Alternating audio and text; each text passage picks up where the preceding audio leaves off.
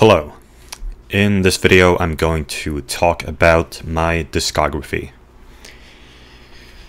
The production, what I was thinking when I was making the music, explaining the titles, etc.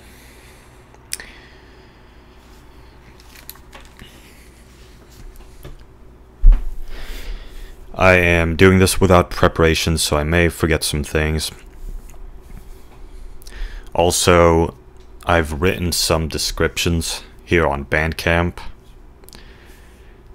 but it was a long time ago, so it was a while ago that I wrote those, so they may not be written very well.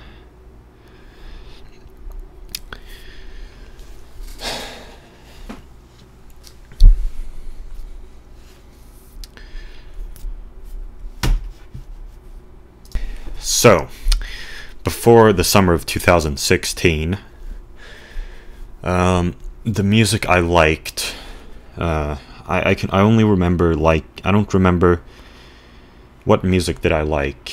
The way I remember it, the music I liked before summer of 2016 was video game music, namely the music of the Mega Man games and the music of the Ace Attorney games. In the summer of 2016, I discovered Green Day, and I loved Green Day very much. And I wanted to make some music of my own. Which brings us to my first two albums, which are not public anymore. I uploaded them to SoundCloud, and then I removed them because they were cringy. So, yeah. I made a Tumblr post about this. My first album is named Journey. It was released in 2016 August. I don't know if I can show the album cover. Maybe it's doxing. Or maybe I'm being too careful, I don't know. But I can give you a description of the album cover. It's a photograph at a summer house. I'm standing in the yard with my back turned to the camera. And so yeah, I'm looking off into the distance, and it's black and white, but I am colored red.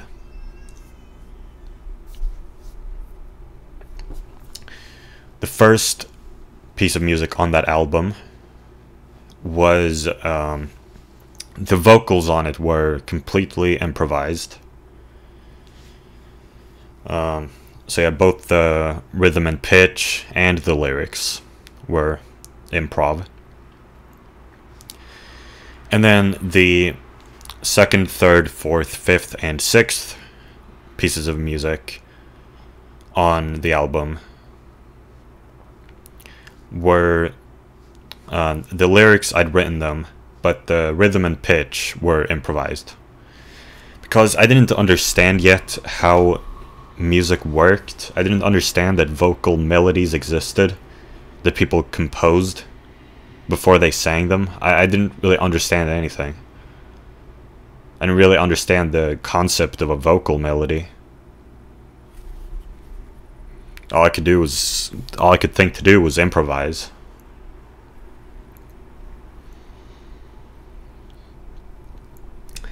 The album, except for the first piece of music, had kind of a theme. It was like it had a story. The lyrics told, albeit vaguely, a story of just someone on a journey, pretty much. That was inspired by Green Day American Idiot, which has something similar. The songs on that album, altogether, they tell a story.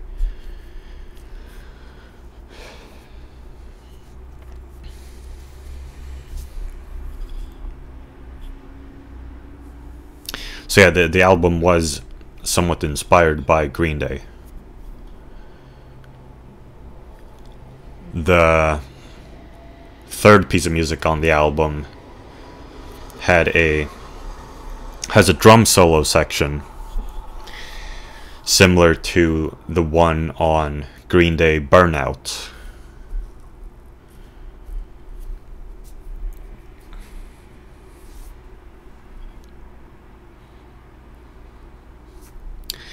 And the second album is named Vermin. It was released in 2017 January. And this is the album cover of Vermin. But I made two versions of it because I thought, well, maybe you should have your name and the name of the album on it. So I made this version too. Yes, my username was AANickFan back then.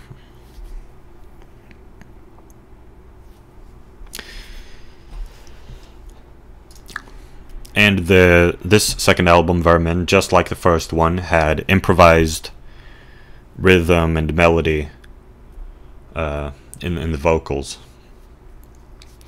But I had written lyrics. And it was, I suppose you could say it was more similar sounding to Green Day than the first one. Yeah.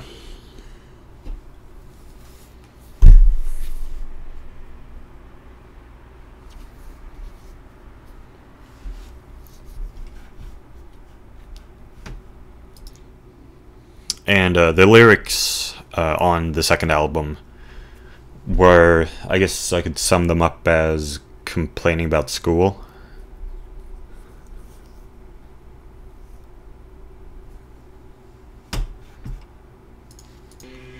Or, I don't know, at least complaining about my life in general, I guess. Though the first piece of music on the album is instrumental, and it's also short. It's just like this. It's like multiple bass guitars. Pretty much is how I could describe it, I guess. Yeah.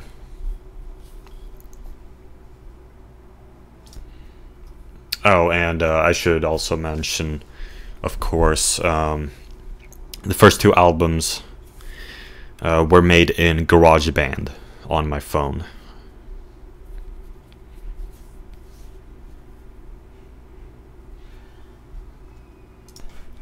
As for the Vermin thing, well, I don't know. I don't remember. I guess it's supposed to represent me. And also the lyrics are vague, and like, yeah, I don't think I even remember anymore what a lot of the lyrics on this album mean. I think some of them I've forgotten the meanings of because they're so vague. And another thing I tried with Vermin was that when I was done with it, I shuffled the order of the songs so that they wouldn't be on the album in chronological order, like chronologically, yeah, the date they were created, which ended up being quite a mistake. It felt wrong to me, the new order. The chronological order was the order in my mind, was what I learned from that. Because I thought, well, I mean, surely on albums in general, they aren't ordered in chronological order of creation, right? So maybe I shouldn't do that either. But, well, it just turned out that the new order I created just didn't feel right. Felt pointless, and so I've been putting them on the albums in chronological order since.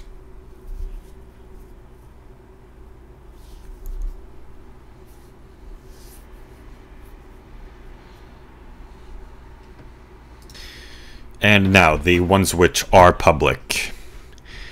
Starting with FamiTracker 45.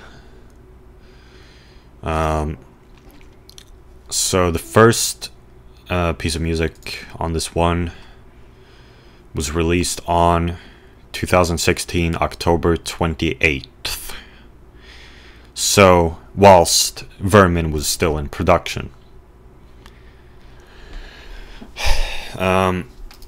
So this is when I discovered the software FamiTracker. I'd always wanted to make 8-bit music, and then I found FamiTracker, and I was able to do that. All of a sudden, I was able to create 8-bit music. It was great. And the first one I made here, or sorry, how should I say this? Yeah, so I just made a bunch of pieces of music in FamiTracker, and then when I'd created 45 of them, I decided that they were part of an album named FamiTracker 45. 45 referring to the pieces of music in the album.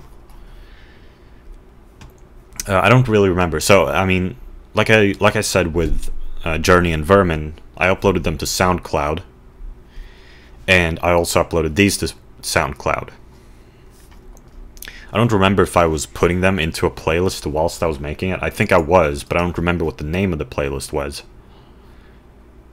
Maybe it was just named FamiTracker. I don't know. I should also mention that whilst I was making these, it wasn't just Vermin that I was also working on whilst making this. As you can see here, the release date, 2018, January 26th. So yeah, I was working on this for over a year. And this wasn't all I was making at the time. There are two other things which I don't really count as part of my discography either. Those being these hip-hop beats I made, you could call them, or that's what I called them. I made in GarageBand. I made like a couple and uploaded them to SoundCloud. And I have not bothered to put them on Bandcamp or anything. I don't really consider them part of my discography. And furthermore, there was another collection I made in FamiTracker. Some other pieces of music I made in FamiTracker. And I was putting them. They had a similar album cover to FamiTracker 45. It was the exact same but with different colors, and I'll get to this album cover later. So the separate collection I was making was covers. I was covering other people's pieces of music in FamiTracker. Some ones I can think of are the Cave Story main theme, Pink Guy, Teriyaki God.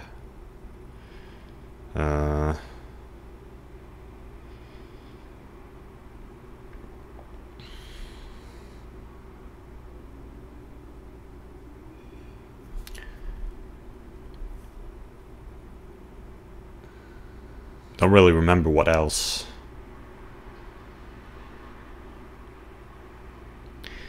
But yeah, so I was making covers and I was uploading. I only made a few, maybe 7 of them, and I uploaded them to SoundCloud. And I don't consider those part of my discography either. Maybe what I should have done was just put them into this. But it felt like I didn't really want them to be part of my discography because they were covers of other people's pieces of music, so I didn't really feel like they were worth as much.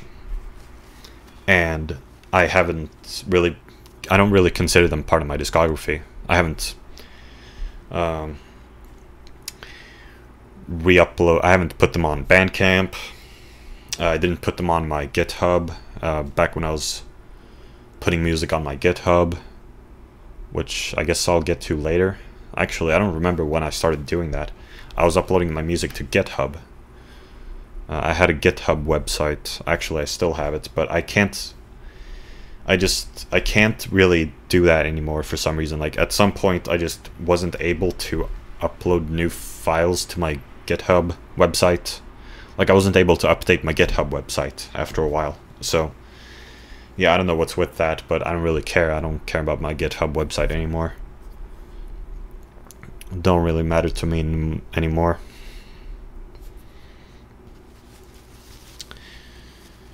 So I don't remember when I started doing that.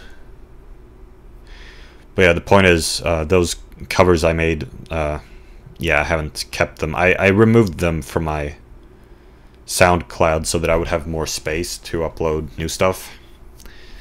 I eventually ran out of space on my SoundCloud, which I guess I'll get to later. Yeah. Yes, I will. But yeah, so those are also some lost Fendus pieces of music. In fact, I don't even know where they are, if they're on my computer somewhere.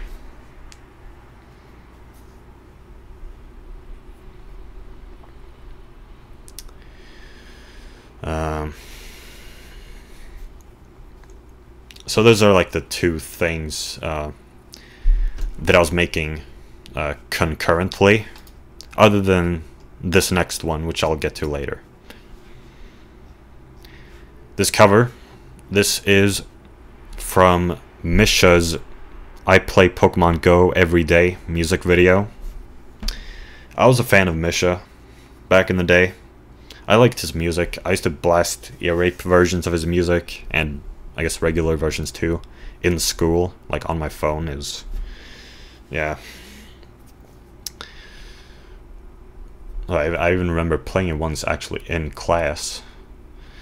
Yeah, whatever. Point is, I liked Misha. I genuinely liked Misha's music. I thought it was pretty cool, especially Old Def Florian's guitar solos.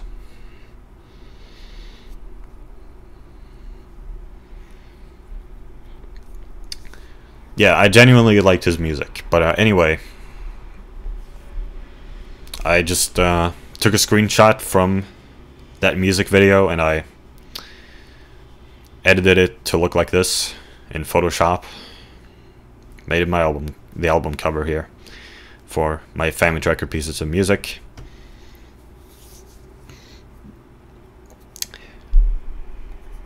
And yeah, I still do listen to Misha. I mean, Misha's like more popular than ever now when he's made his new album is quite, people like it. People sure do like his new album. I like it to an extent. Not as much as other people, I guess. But whatever.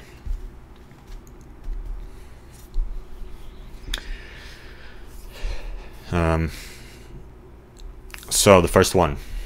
And also, I'll be going now, track by track.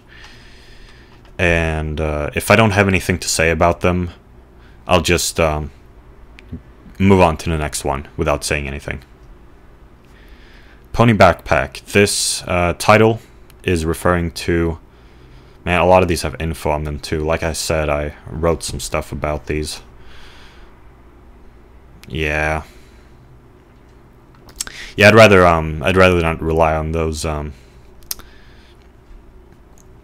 texts I wrote about them. I should have just made a video like this. Well, I mean, text descriptions are fine actually, but whatever. Now I'm making this video, so I don't need those no more.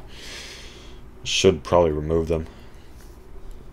Because like I said, I wrote them a while ago, so I don't really like the way I wrote. So, Pony Backpack.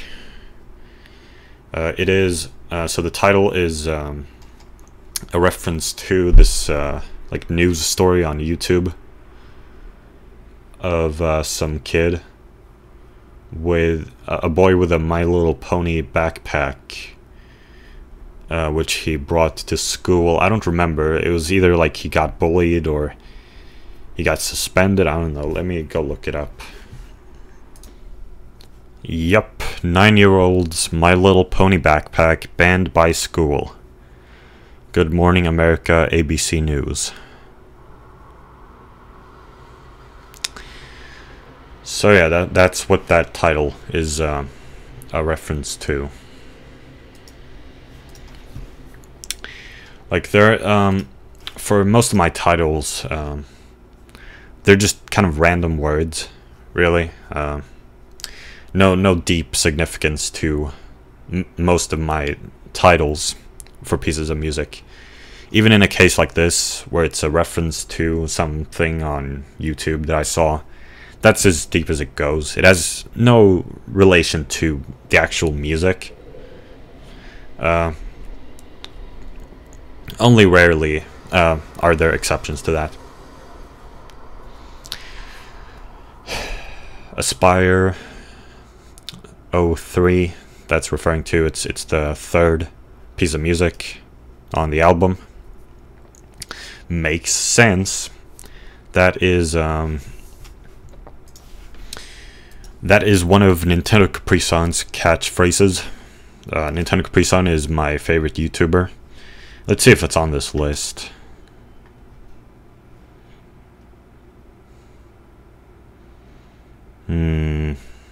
Doesn't seem like it is. Nope. I don't know if he would call it a catchphrase, but sometimes he says "makes sense," and that's I don't know the backstory to that. It's got to be something from his childhood. You know, that's how Nintendo Capri Sun is. Just things going back so far, like things he says makes sense. I'm stingy and I'm your biggest fan. That is a reference to the Mine song from Lazy Town. In that song, Stingy says, "I'm stingy and it's mine." And so I just changed it a little bit.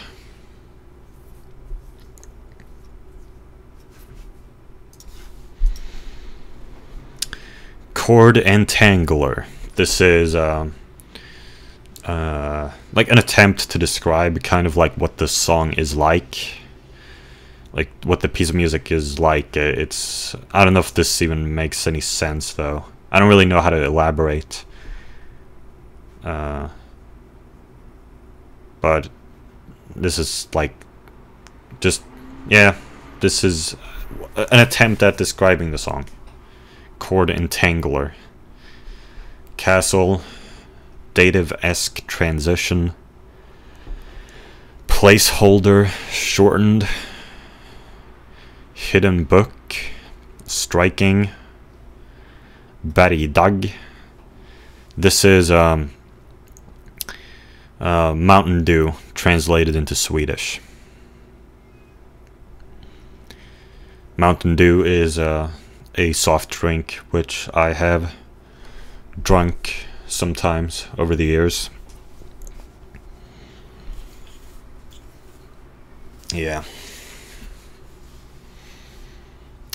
And I've called it Batty Dog. I find that funny.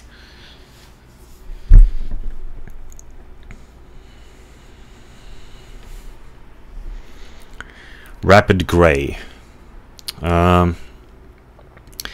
So when I was making this piece of music, I had Metal Gear on my mind, which I don't even know if that makes any sense. I've never played Metal Gear, but this piece of music kind of evoked a Metal Gear feeling in me, which, like I said, I don't know if that makes any sense.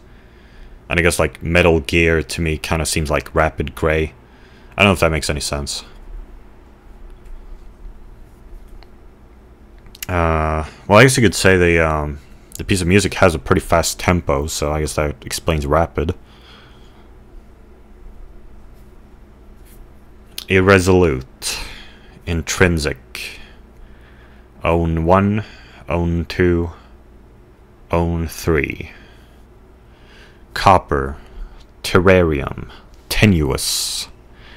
Fair. Tangy. Okay, I guess tangy is describing kind of the sound of the piece of music.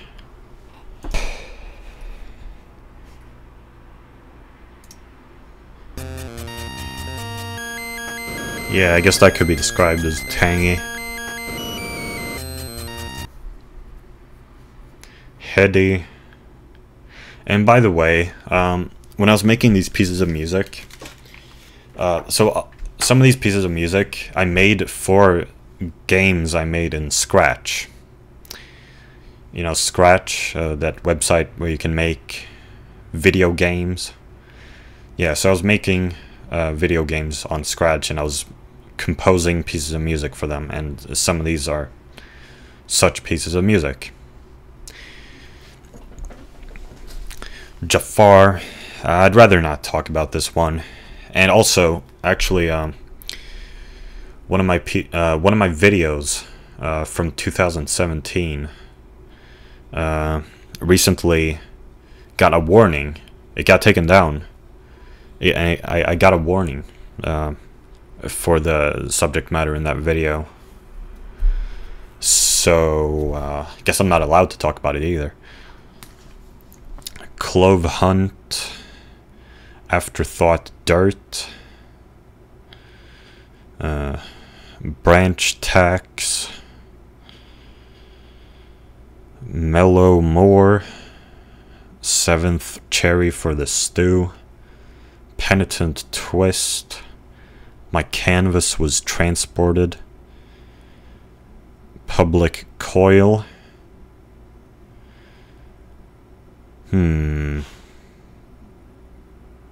Didn't this one have kind of like a Mega Man sound to it?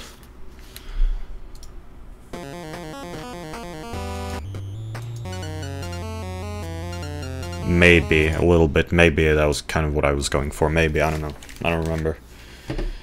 But these next ones here certainly are. So these ones that have underscores at the end, they were for I've wanted to make video games over the years, and one idea I had was a Mega Man fan game, and so I came up with some Robot Masters, and I made pieces of music for their stages, which of course I never ended up making that game. It's very difficult to make video games. So this one is for Doorman, and this one is for Binary Man. Draconian Icon, Fastened in Frame, Wall Press, Moss underscore, so this one's for Moss Man. J2, so this piece of music uses the chord E sus2, and so when I looked at the chord E sus2, and I was like, E sus2, E sus. It's kind of like Jesus, so I made this title J2, so it's kind of like J E sus 2, so it's like Jesus 2. Tracheophyte, Chopper. Chopper is an Indian board game, which I believe this piece of music. So these two were like old pieces of music that I hadn't uploaded until then, and I just decided to upload them. But I'd made these ones earlier than that, earlier here. But anyway, Chopper, I believe this one was supposed to be for a video game I was gonna make, maybe.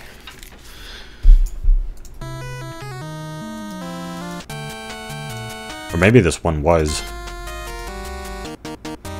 in a game I made on Scratch. I don't remember. But something like that. Either I was gonna have it in a video game, or I actually did.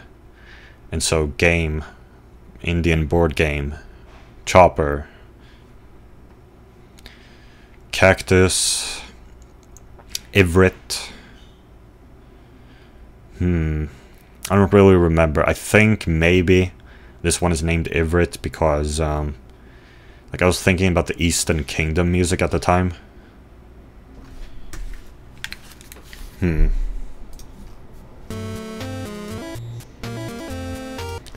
Maybe I had Eastern Kingdom on my mind, and so Eastern Kingdom, I believe it takes place. I believe that's somewhere in, like, I believe that is going for like something of a, maybe like Egyptian, or somewhere close to the Middle Eastern anyway. or maybe Egypt. I don't know if that even counts as part of the Middle East. Maybe that's more like Northern Africa. But either way, like around that area, I believe is what Eastern Kingdom is going for. Maybe I had Eastern Kingdom on my mind, and so Ivrit means I believe that is Hebrew, and so Hebrew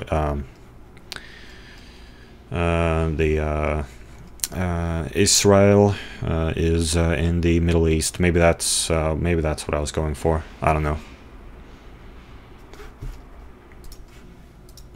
Okay, now this next one, 4 chambers. I really don't remember. Maybe I just came up with 4 chambers on my own.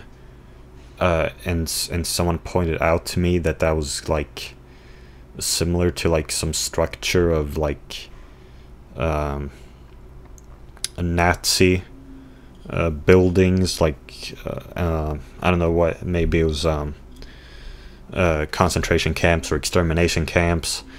Either that or that was like shown to me before I named the piece of music, and I decided to name the piece of music after that. I don't remember, but either way, let me make it clear: I do not sympathize with the Nazis. I'm not a neo-Nazi. I was just if I was naming it after that, I was just being a bit edgy, I guess. Just decided to name it after that. Just whatever. Like, wasn't intending any neo-Nazi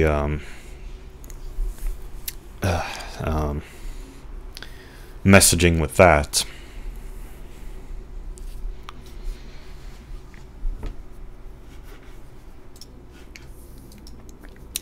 So that's all the ones on FamiTracker 45.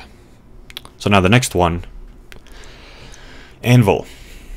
So whilst I was making FamiTracker 45, I had discovered this software, Anvil Studio, in which one could make compose MIDI files. And I decided, so I made pieces of music in Anvil Studio. And I uploaded them to SoundCloud whilst I was still making FamiTracker 45. And after I'd finished FamiTracker 45, I wanted to start on a new album. And I didn't really know what to do with the ones that I'd been uploading before FamiTracker 45. I didn't want those to be on my next album, like this album that I was planning. So I decided to make them their own album. And also, not all of these are made in Anvil Studio. Some of these are made in GarageBand.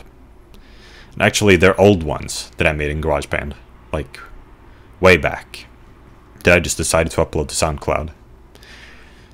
By way back, I don't mean like way back. Maybe like about 9 months before I released this or so. I don't know. Yeah, actually, I believe... Well, I can get to that later. So I decided to put them into their own collection before I got started on this one. And I named it Anvil because the majority of them are made in Anvil Studio.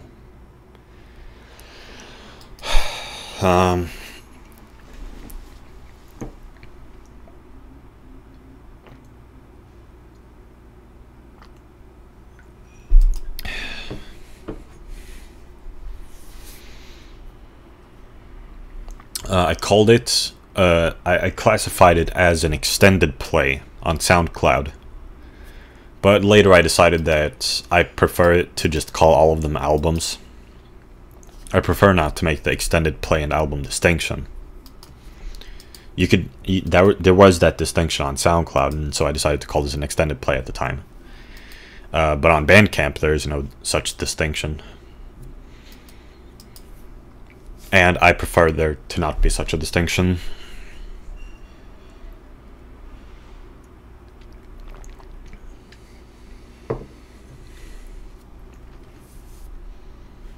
The album cover is so this is the anvil in the logo of Anvil Studio on a black background, and here is a photo of me in school. And so I'm just like, it's my, I'm cut off at the torso, and I'm placed on the anvil for some reason.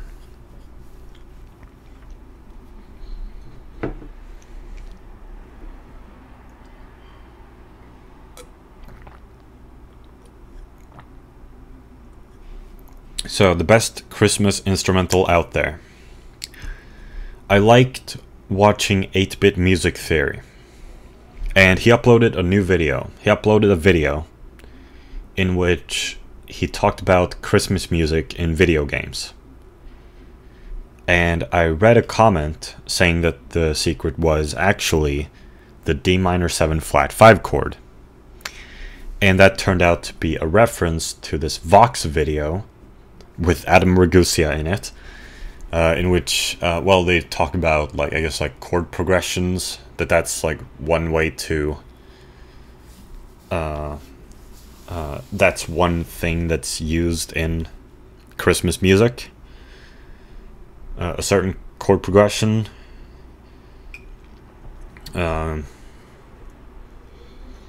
But I guess, like, the title and thumbnail of the video kind of exaggerated it. Kind of made it sound like there was a secret chord and to Christmas music, and that was D minor 7 flat 5. So I guess the title and thumbnail kind of exaggerated it a bit, and so I just kind of like joked around, or I so I kind of ran with that jokingly and made a piece of music with just a lot of D minor 7, I made a piece of music which uses the D minor 7 flat 5 chord a lot, and that's this piece of music, and I called it the best Christmas instrumental out there. And of course it doesn't sound Christmassy at all.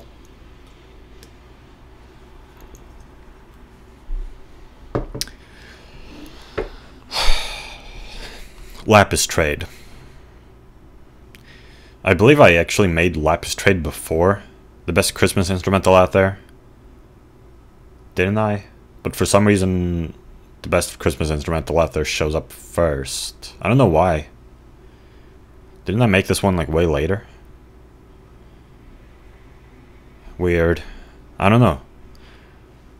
Or maybe I just released them non-chronological. Maybe I just released them not in the order I created them. I don't know.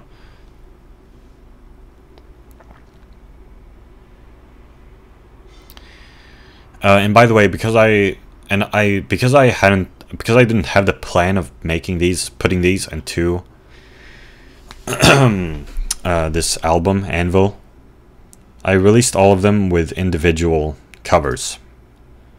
So this one has this as its cover, and so this is just a picture I found on Google Images. And actually, this is not the original. I had the original picture the original cover of this piece of music is actually lost. I don't remember why. Or I think what happened actually was that when I put this piece of music into the Anvil collection on SoundCloud, the cover of this piece of music, for some reason, it was overwritten, I believe. So that this became the cover of the best Christmas instrumental out there. And this picture, the original cover of the best Christmas instrumental out there was lost. And so when I released them, maybe it's still like that on SoundCloud. Let me go check. Yeah, see, look, it's still like that on SoundCloud. This one, it's only the first one on the extended play. It's only this one. But for some reason, this one had its cover overwritten. I forgot I wrote this, and I added this hashtag too. To the naysayers, I used D-half-dim, okay? I am the best. But yeah, see here, only the first one had its cover overwritten for some reason. Very weird. And so the original cover was lost because I don't think I had it on my computer. for some reason.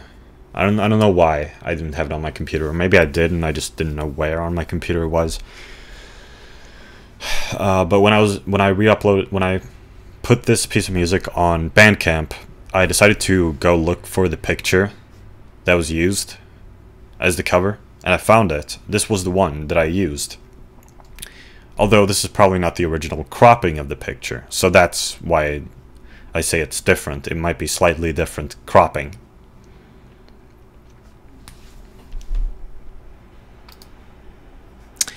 Lapis trade. So I don't really remember how this happened. I remember that... Well, okay, I don't remember. I suppose the sound of the piece of music evoked, once again, or I guess I don't... never mind. I guess it evoked a Middle Eastern sound to me. That's what it sounded like to me, I guess. But I don't know how I went from that to lapis trade. I don't know if I just like thought up the lapis trade thing on my own and just happened to find that that was a thing. I found this website that talked about a lapis trade route, or like some kind of trade route, and I believe lapis lazuli was involved in that. And I believe on this website too, there's this picture here. See, this statue made of lapis lazuli, I believe. So I combined these two different pictures from this website, and that's the cover.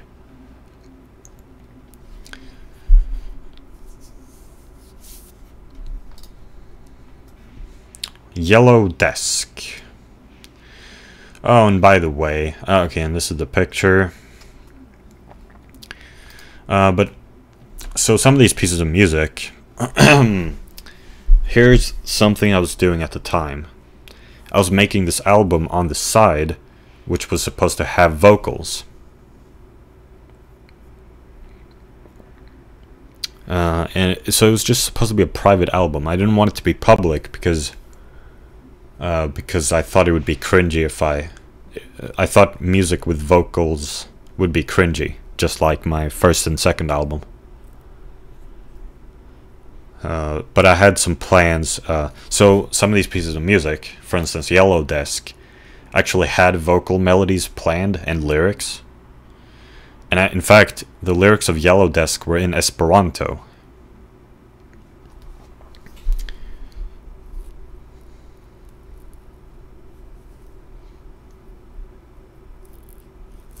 Pretty simple lyrics, because I didn't know much Esperanto.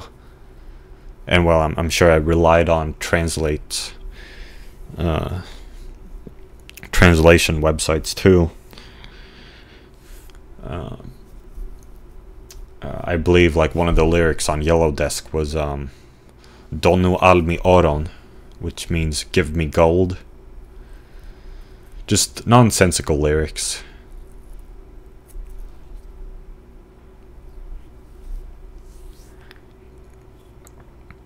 And that album never ended up happening. Well, actually, I did record vocals for some pieces of music for that album. And I also made this like improv piece of music for it. It was in German. It was just like I came home one day on Friday. I sang this song and I was like, Es ist Freitag. And I was playing the guitar.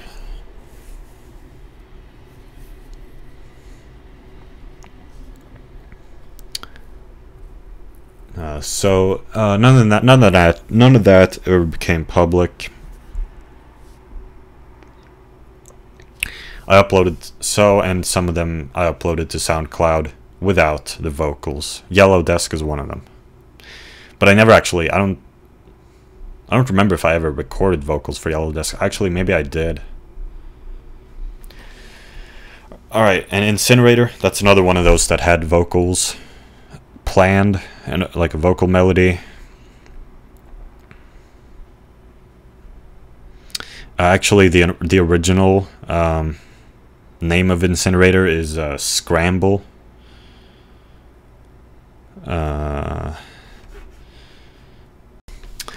And the theme of that piece of music was, well, what I was going for with that was this Scramble for Africa, which Bill Wirtz talked about in his video, History of the Entire World, I guess.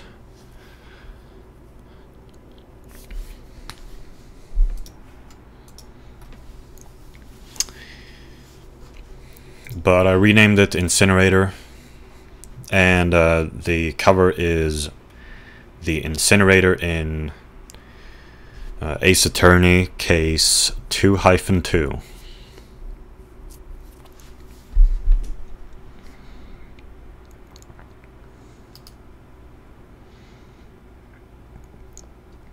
Cake.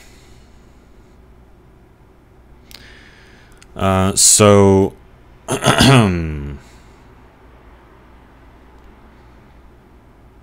here it says inspired by Cake Teenage Pregnancy. Maybe I wouldn't remember that. But it barely is, though. I don't really know what I was thinking. I mean, how is it even inspired by Cake Teenage Pregnancy? It's not, is it? But I named it Cake anyway. Cake is a band which, well, I've definitely listened to more of Cake now. Back then, I'd barely listened to any Cake. In fact, wasn't Cake Teenage Pregnancy the only Cake song that I'd listened to back then? Yeah. Like, when I was really young, I watched this video. New Super Mario Bros. Wii Custom Level 9 Keys Mount Vesuvio Dragon Coaster Frenzy version 2. This is the first video on YouTube I ever added to my favorites playlist. And this part of the video uses the piece of music, has the piece of music Cake Teenage Pregnancy. So yeah, so yeah, this was back in like, I don't know, 2011, 2012. So yeah, and so I guess this piece of music is like vaguely inspired by that song, but barely. But I named it Cake anyway, in caps. And the cover is a cake from Minecraft. And the thing about this piece of music is that it has two versions. I made this piece of music, but then I was like, I wasn't proud of it. Like, I wanted to change it a bit. Actually, I changed it quite a lot.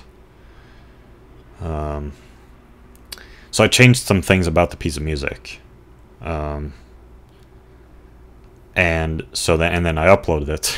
The thing is, today, like, I prefer the first version of the song. That's not even public. Yeah, I prefer the version of it that I never uploaded.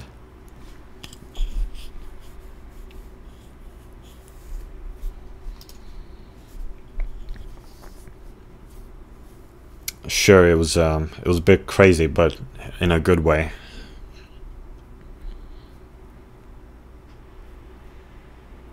Second one is more boring. Yeah, whatever. Chloroplast.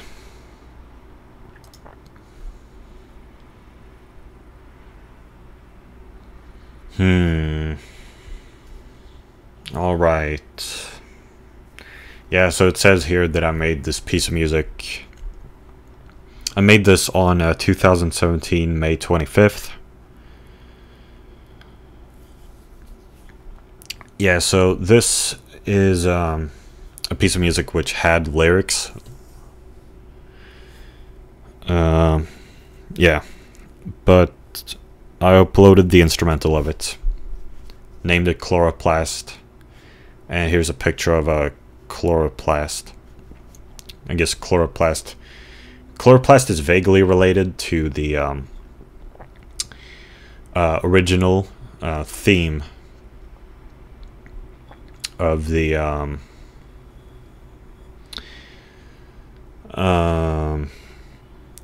theme of the lyrics of the original, like the lyrics that I wrote for this piece of music. The lyrics were about cannabis, and so I guess Chloroplast is vaguely related to that. And yeah, Chloroplast was just, I guess, like something I'd learned about in school.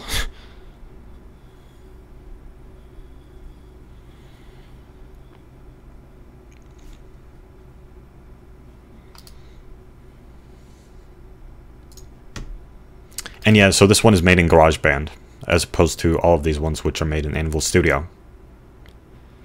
And this next one is also made in GarageBand, Systematic Plus. Oh man. Am I even gonna attempt to explain the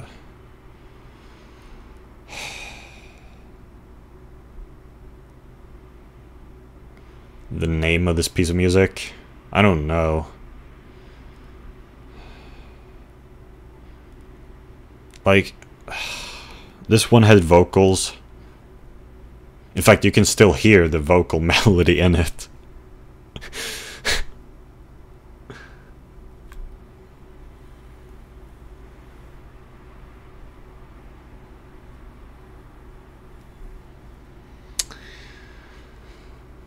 Yeah, you can hear the piano. The piano in this piece of music is the vocal melody, and it sucks.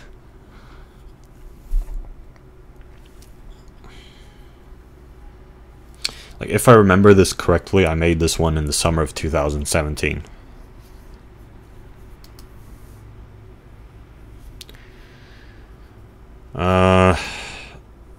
I'm trying to remember what the lyrics were about. I'm pretty sure the lyrics were about anti-feminism. I was quite the anti-feminist back then. Like, I still am in some sense, but I was oddly, like, overly concerned with it back then. Whereas nowadays I'm like, now I just don't care anymore. I don't know what's happened to me. I don't know why. I don't know what's happened to me. Pretty much the way I see it now is just that I have a semantic. All I see it as now, like my anti-feminism now, I just kind of see it as semantic, really. I don't really see any like big differences in values between me and feminists. Maybe there are, but I just don't care anymore. I'd rather not. I don't care about feminism anymore. Doesn't bother me anymore. Just never think about it. I don't know what was bothering me so much back then. I guess like I didn't like school. I guess. I don't really remember anymore. I guess I've just forgotten everything that bothered me back then.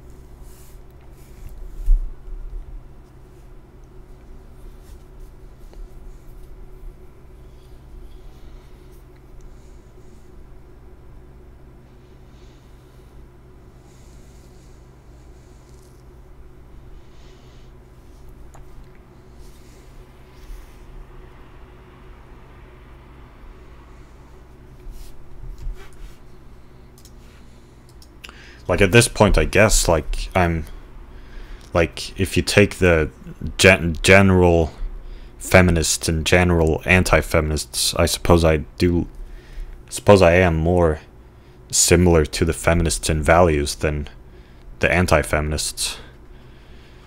But for some reason I was really angry back then. I don't know why.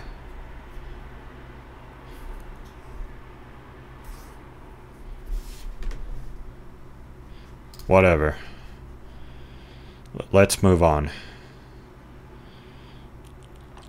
Barrel.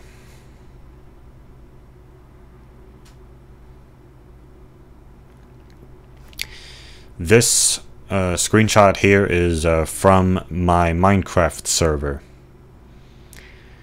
that I used to have, named 80AP. A parody of the popular Swedish Minecraft server 90GQ.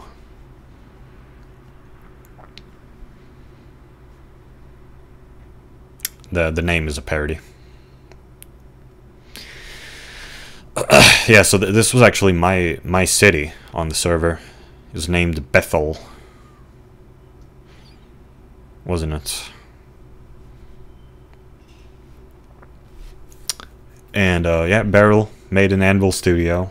It had lyrics and a vocal melody, I believe. Yeah, guess it did.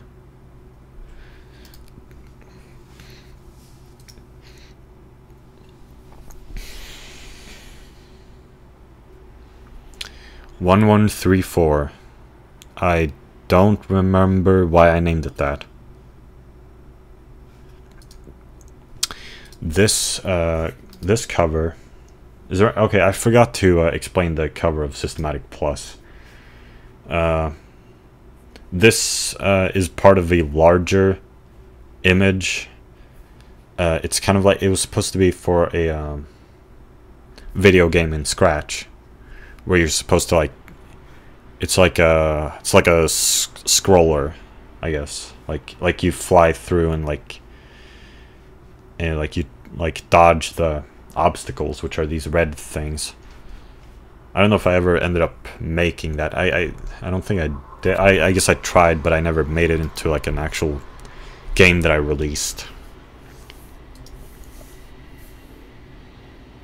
And this is from a calendar I had on my wall back then. A Super Mario Brothers themed calendar. So that's what this is a picture of. And this one is made in GarageBand. An old one in GarageBand, here I write, yes. And this one also had vocals. There you hear the piano in it. It's the vocal melody. And this one also had anti-feminist lyrics.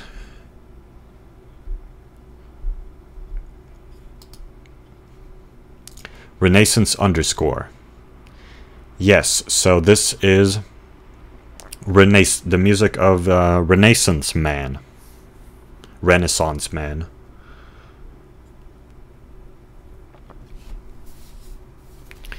What Renaissance Man is even supposed to mean, I don't know. I don't know what I was going for.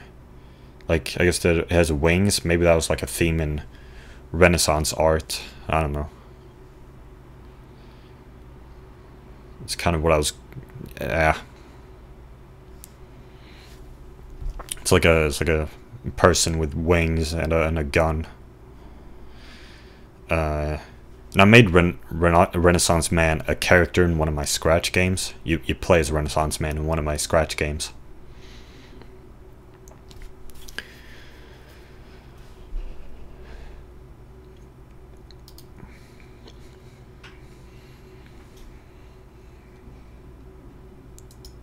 Yeah, so did I mention Renaissance Man, a robot master, for my Mega Man fan game I was going to make. You know, that's why it has an underscore here. So that's Anvil. Now we get to Hello New. Stupidest name for an album ever. Hello, this is my new album. I guess this was supposed to be a temporary title, but then I didn't want to change it. I couldn't think of anything else.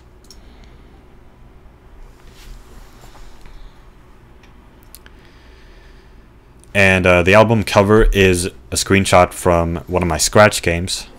It was supposed to be like Super Mario Brothers. It was supposed to be a platformer. You're supposed to, you know, jump like this. This was right at the start of stage 1, the first level. But I never got farther than that. It's really difficult to make video games. And for some reason there's this red border at the bottom. I don't know why. Like, it reminds me of the Bandicam border. Like the border of the Bandicam window when you were recording with... I used to use Bandicam. That border was red. But I don't know why that would show up in the picture. That makes no sense. So yeah, I don't know how that got into the picture. Because there was no such red border in the game, in Scratch. I don't think. Alright.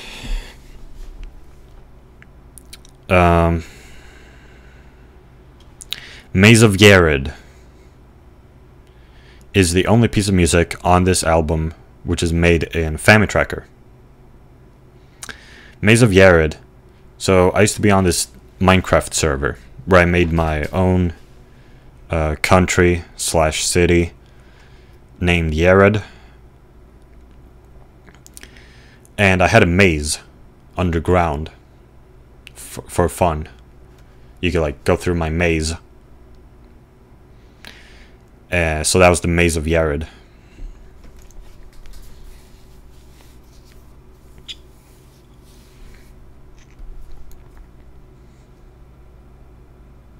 Ushkan Islands. Folder. Actually, yeah, Folder I made... So this was like a challenge to myself. Actually, maybe I got this idea from YouTube, didn't I? Yeah, I did. I saw someone on YouTube doing this. Maybe it was Boy in a Band and someone else. I don't know. So the challenge... The idea is to make a piece of music without listening to it at all during the production. And so I did. I made this 54-second thing without listening to it.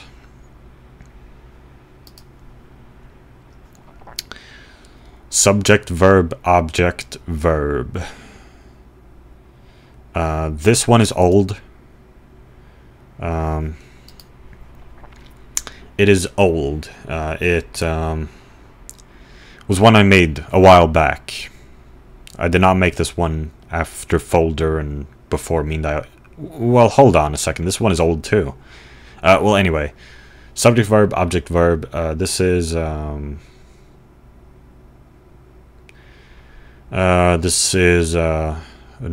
order in some sentences in German, a language I was learning at the time in school. And so I made a piece of music based on this sentence structure. And I had some lyrics in it too. But this is just the instrumental that I uploaded. Mean Dilemma. This one also had lyrics. And I even recorded the lyrics for... I even recorded the vocals for this one. But this is the instrumental that I've uploaded. Man. Mean Dilemma. What I meant by mean in this context was difficult. Isn't that one of the meanings of the word mean? Maybe not. I don't know, but that's what I meant by it. Difficult dilemma. Mean dilemma. But I'll tell you what, the lyrics of this song are mean. They're mean. I don't want to talk about it. It's pretty mean. The lyrics of this one. Well, actually, I admitted that in the lyrics. But I shouldn't have written a song about it. Whatever. Quadruple K.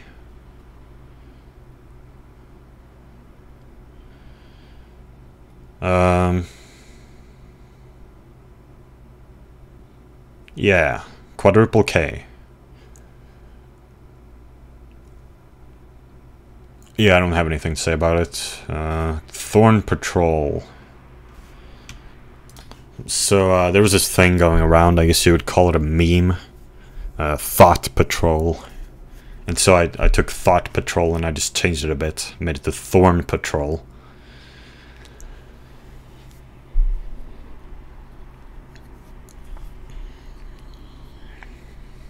Inbox. Okay, Inbox. Ugh, I don't even remember.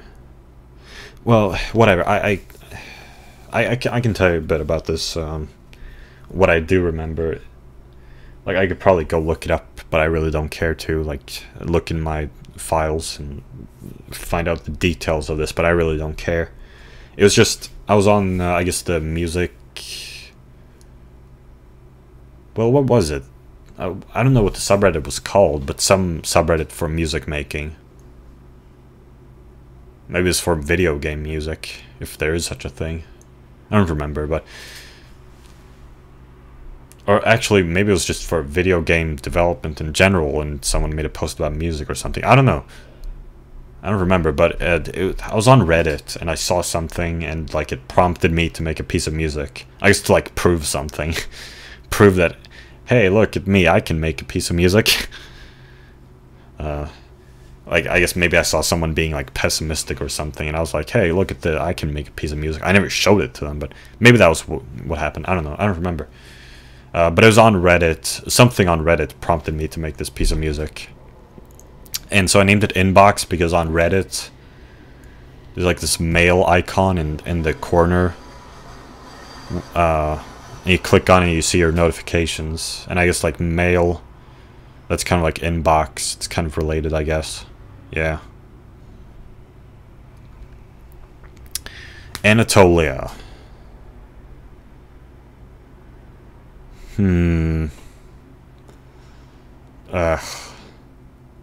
Okay, I guess this was, yeah, I tried to compose this one in the Phrygian mode. And I guess Phrygian refers to Anatolia, which is like a region in modern Turkey or something, or actually something like that. Okay, Wikipedia says Phrygia was a kingdom in the west central part of Anatolia in what is now Asian Turkey, centered on the Sangarios River. Whatever. So that's why I named it that. It's a piece of music that tries to be in the Phrygian mode, but I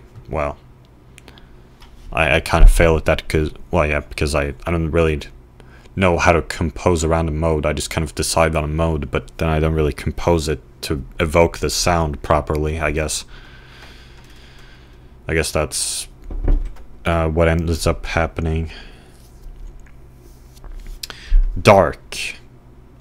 So this piece of music is, then I had another idea for a video game that I was gonna make. I was gonna make a fan-made Pokemon game. And the idea I had, I believe I even drew like a little bit of a map for the region. But anyway, so what I had planned was that your hometown was gonna have a gym, and it was gonna be a dark type gym. Yeah. And so that's why I named this Dark. This is the piece of music I had planned for the hometown in this Pokemon fan game I was gonna make, which I obviously never ended up making because making video games is very difficult. Newspaper -1. Okay, this is referring to the fact that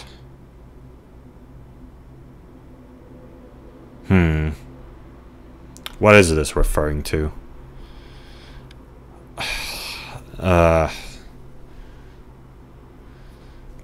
It's like this piece of music evoked like a, I don't know if this is gonna make any sense, but like kind of like a Dracula sound. So like Castlevania, and Castlevania was released in 1986, and in Five Nights at Freddy's there's the Bite of 87, and there was a newspaper about the Bite of 87 and Five Nights at Freddy's, and so newspaper, that's 1987, -1, that's 1986, the year the video game Castlevania was released.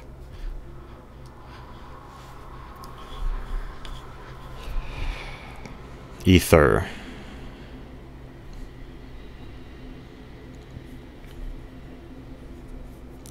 Yeah, so this Ether,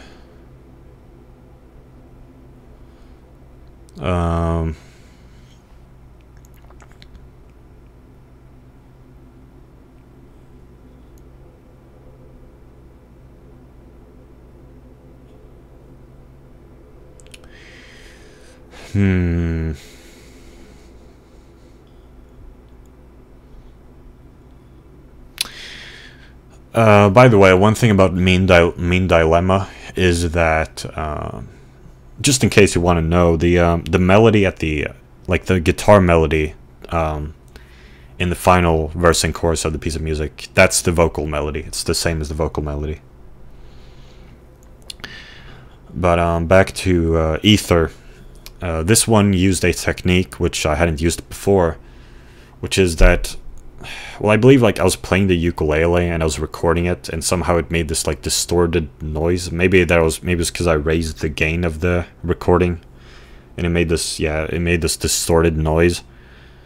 And so I put that into, so I put the piece of music, recording of the piece of music in Anvil Studio into Adobe Premiere Pro, and then I put that distorted ukulele recording into Adobe Premiere Pro, and then I just used like just edited it a bit in Adobe Premiere Pro, edited kind of like a melody with that ukulele recording at the end of the piece of music. So that's how I created that little thing at the end of the piece of music. Like I did like fades ins and fade outs and slowed it down and stuff.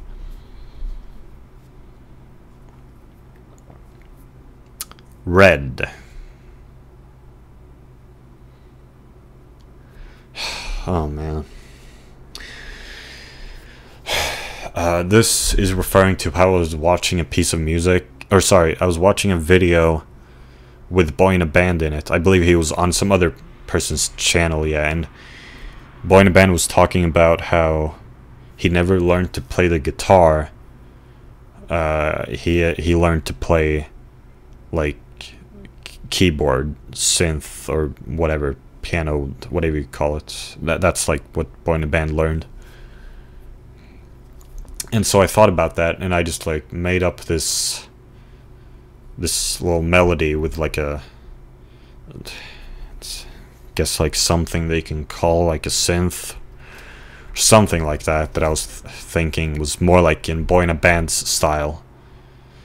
Just that's what that video, that's the feeling that video evoked in me anyway, was that, oh, I can make this little melody with this sound in Anvil Studio, and that's kind of like Boy in a Band.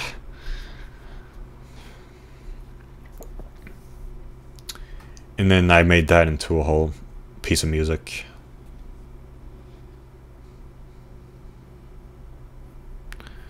And actually, wasn't this the first piece of music to have a trumpet melody in it? That would end up becoming very common in my pieces of music later, to use the trumpet in Anvil Studio.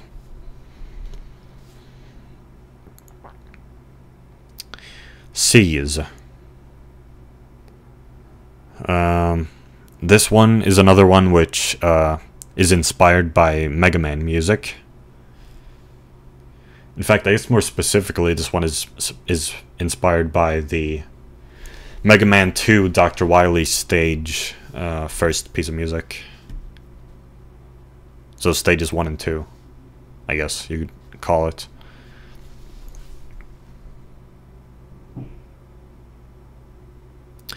Ender Pearl.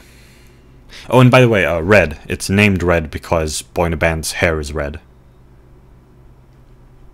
You know, dyed red. you know.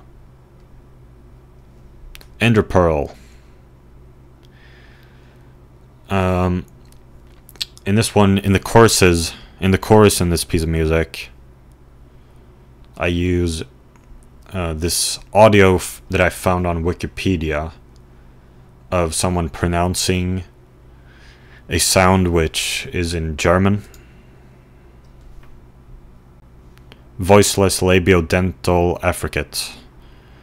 Recording provided by Adamsa123.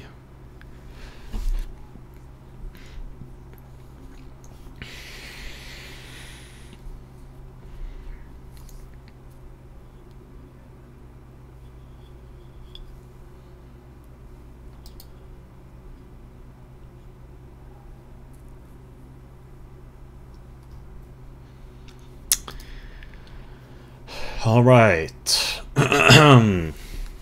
Now, Hello New 2. Yeah, so I couldn't think of a title for this next one either, so I just went with the Hello New thing again, so I made a Hello New 2.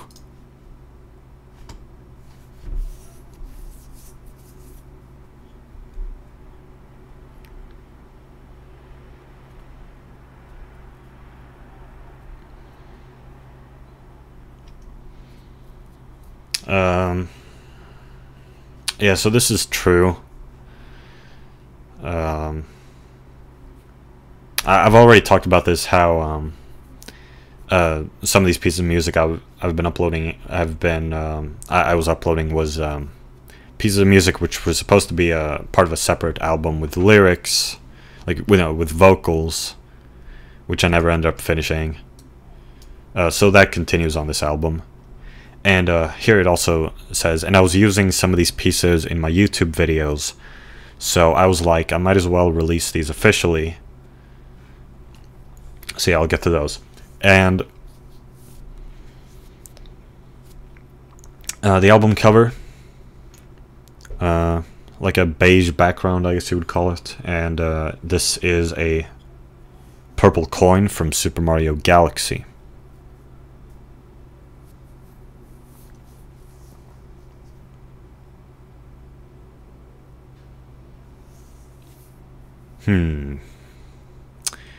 Advertisement. Advertisement has had vocals planned,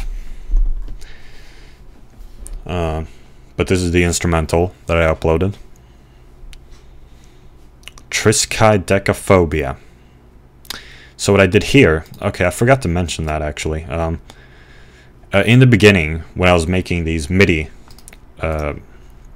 when I was just starting out with Anvil Studio, I didn't really know how to do it, how to convert the MIDI files to like audio files, you know, like WAV or MP3.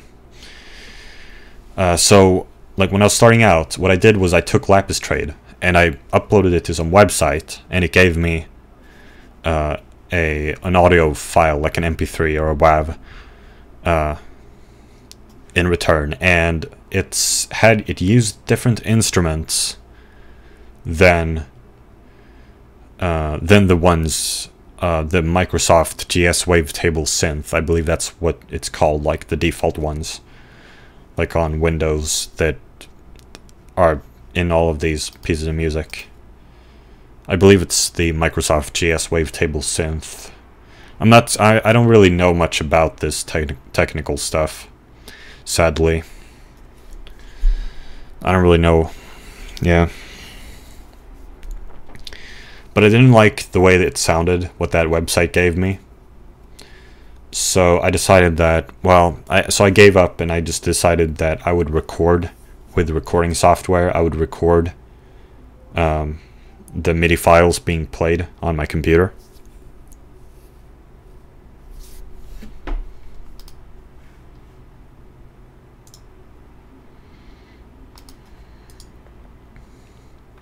But what I did here with Triskaidekaphobia was that I put it into MuseScore 2, which indeed uses different sounds than the it doesn't use Microsoft GS Wavetable synth. It uses different sounds. for the MIDI files and when it plays them. So, and I liked how it sounded, the piano. Like I just liked how it sounded for this piece of music. So I just decided to do it for this one. I decided to put it into MuseScore 2 and record it being played in MuseScore 2.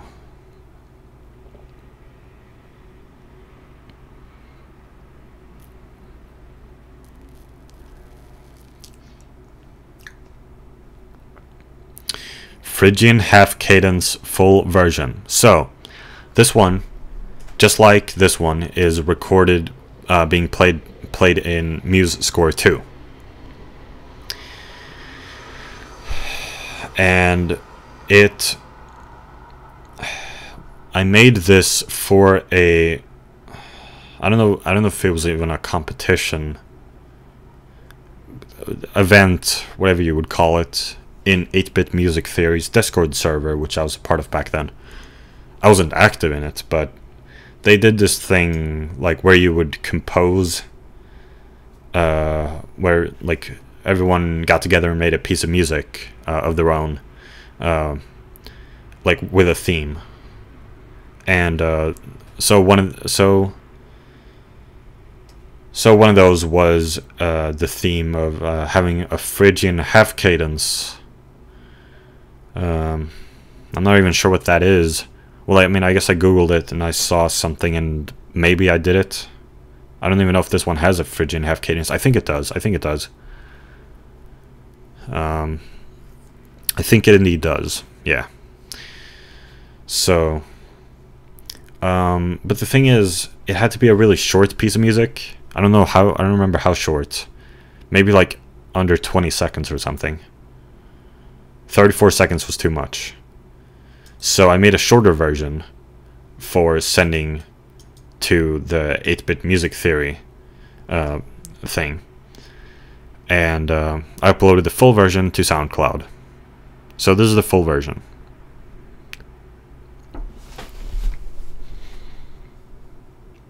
Great Wheat. This is the first piece of music to have a ukulele in it. I'm playing the ukulele in it. In fact, I guess it's even the first piece of music where I'm playing like a physical like instrument, if you know what I mean. Like other than the computer. So yeah, I played the ukulele in this one. 1, 2, 3 Fendus. Because I just had to do that thing where a band names a piece of music after, just makes an eponymous piece of music. You know, like Green Day, Green Day. Yeah, I don't know if I can think of any other such eponymous piece of music. I can think of lots of eponymous albums, you know, like Gorillaz and Weezer and Deep Purple. But I don't know about eponymous pieces of music. There's Green Day, Green Day. I don't know if I can think of any other such eponymous piece of music. But I made one of my own here. But actually it wasn't eponymous at the time, was it? Or maybe it was. I don't know, because I was still calling myself AA Nick Fan at that point, right? So it would have been AA Nick Fan 1, 2, 3 Fendus. But now it's 1, 2, 3 Fendus, 1, 2, 3 Fendus, because I've gone back to using my name 1, 2, 3 Fendus.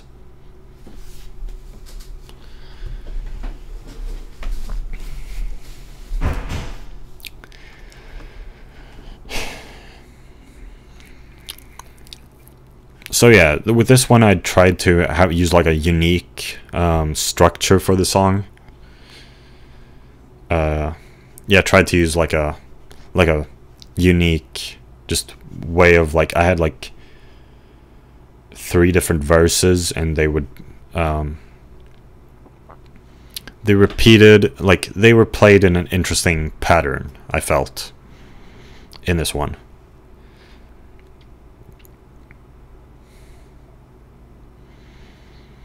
And I didn't have any chords in it. Like, I composed it based on a chord progression, but you don't actually hear the chords. You don't hear the chords like in the background. in this piece of music. So it sounds quite empty. It sounds empty. Yellow Cube featuring Stavil Jacob. Yes, my first collaborative piece of music. This one has so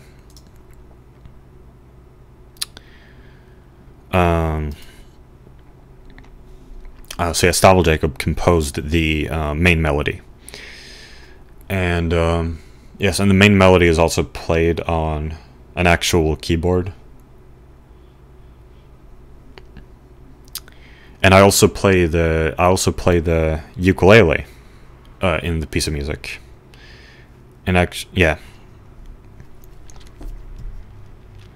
Oh, and also the bass in the piece of music is the sound of like Stavil Jacob bouncing this like big ball into the floor, into the ground. And made this sound, and I was like, oh, maybe that should be like, I should sample that and use it as the bass. And it doesn't sound good, but that's the bass in this piece of music. I pitch shifted it so that it would play certain notes, like in accordance with the chords being in the chord with the chords. Yeah, the root notes.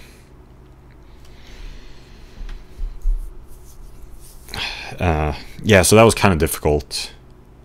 Like I actually edited it all together in Adobe Premiere Pro. Yeah, I don't know if that's really the best software for that, for music composition, for for making music. I mean, I didn't just use Adobe Premiere Pro, I also used Anvil Studio. But yeah. And Audacity as well. Yeah, I pitch shifted the bass in Audacity.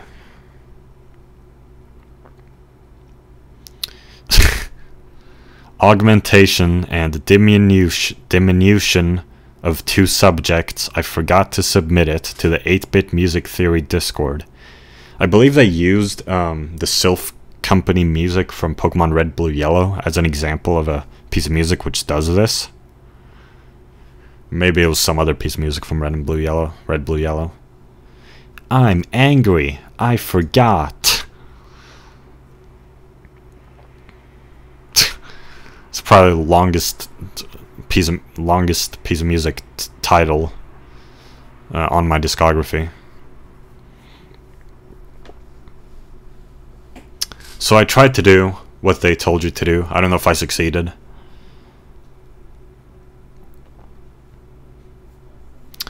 Epic Locrian. Yeah, this piece of music is composed in the Locrian mode. Grass.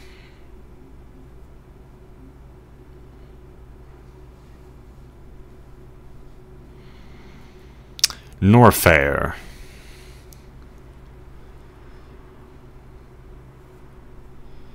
Oh yeah, I guess both of these had vocals originally. Yeah, vocals planned. And also Salt Density.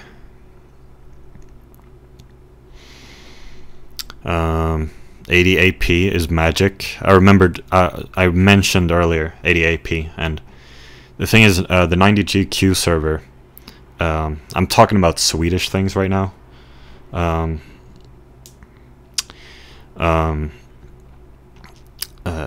The 90 GQ Minecraft server had someone named 95 Sandalen in it, and he composed a piece of music named 90 GQ is magic. And so I just parodied it here and named one of my pieces of music 80 AP is magic, even though my server did not exist anymore when I made this.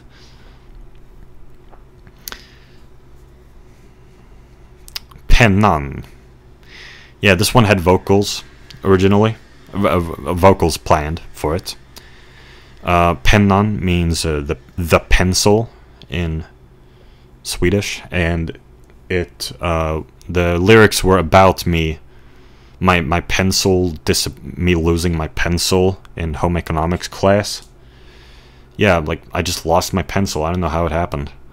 My pencil just disappeared. Tvillingmannen means the twin man. And it is a piece of music. It was in Swedish, and so was this one. These had Swedish lyrics, and this one was about my battle with Gemini Man in Mega Man 3, my Let's Play of Mega Man 3. Because, you know, Gemini is like twin, you know? Well, yeah. The Twin Man. Heave Ho. This was the first and actually only piece of music I've ever made that mixes Anvil Studio and FamiTracker. I just wanted to, like, one part of the piece of music to have the triangle sound from that you could get in FamiTracker. So yeah, I just edited those together, yeah.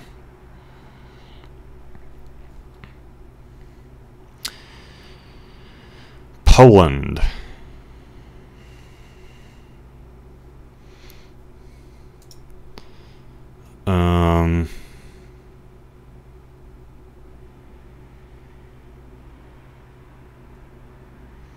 Released on August 31st. Yeah, so I'd just been on a school trip to Poland when I made this one. I'm trying to remember which Green Day song was I referencing here, or like which one was I copying. I don't remember. What was that? Which piece?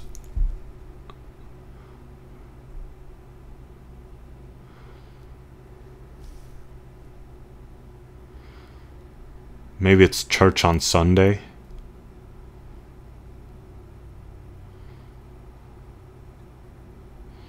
I guess it is. You know, F sharp minor to A major to E major. That is Church on Sunday, right?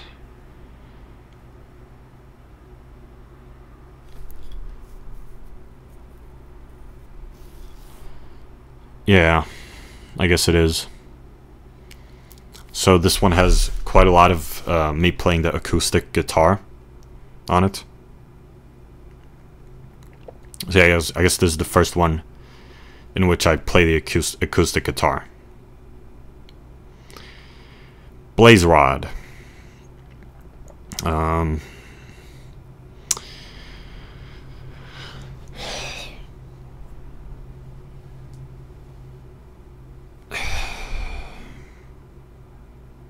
Yeah, so Blaze Rod, the drums in the chorus of this one reference, they're copied from the Silence of the Daylight music from Castlevania 2, Simon's Quest.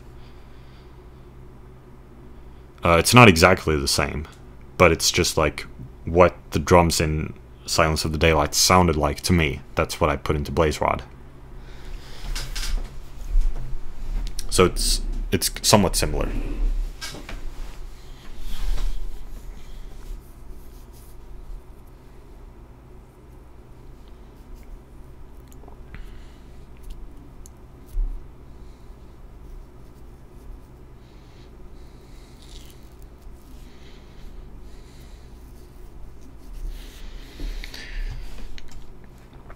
All right.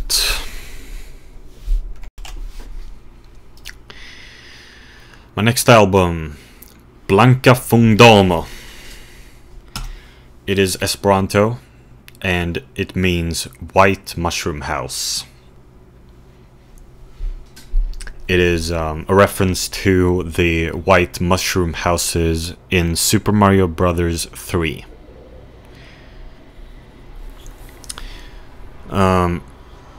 The album cover. These are the 10 Pokemon I've designed. I designed them. They were supposed to be in my fan in my fan-made Pokemon game that I wanted to make, and never ended up making, because making video games is very difficult. I mean, I could spend my time talking about these Pokemon, but it's not very interesting. Like, some of them have names. In fact, maybe all of them have names. Yeah, and they all have certain name origins. But it's I don't really care.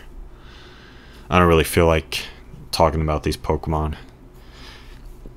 I can tell you though that this one evolves into this one. This one evolves into this one. This one I actually first designed in 2014. Just drew it one time in school and posted it to my Instagram. And then so later in 2018 I made this made some pixel art out of it. And also all of these have shiny versions. Actually, these ones don't. But all these ones have shiny versions. And yeah, and some of these have like planned types. Like maybe this one was dark, maybe. And like I think this one was normal flying. Yeah, whatever. Oh yeah, and these ones are poison flying. Actually, I guess only these ones. This one is just poison, I guess. Yeah, and this one is supposed to be unevolved. This one is supposed to be unevolved. This one is supposed to evolve into... This one's supposed to have a 3 Pokemon evolution line, if you know what I mean. Like, this one is supposed to evolve into one, which is supposed to evolve into another one. Or something like that. Maybe it was only supposed to have one evolution, actually. I don't know. But this one is supposed to evolve. I just never drew its evolution, and this one evolves into this one, which evolves into this one. And because there are 10 of them, I decided to put them onto a decagram.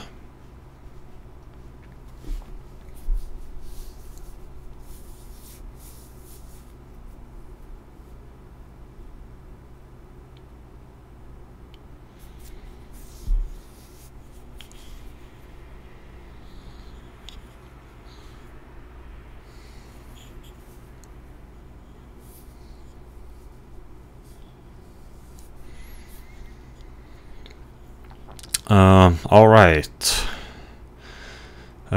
So, this album.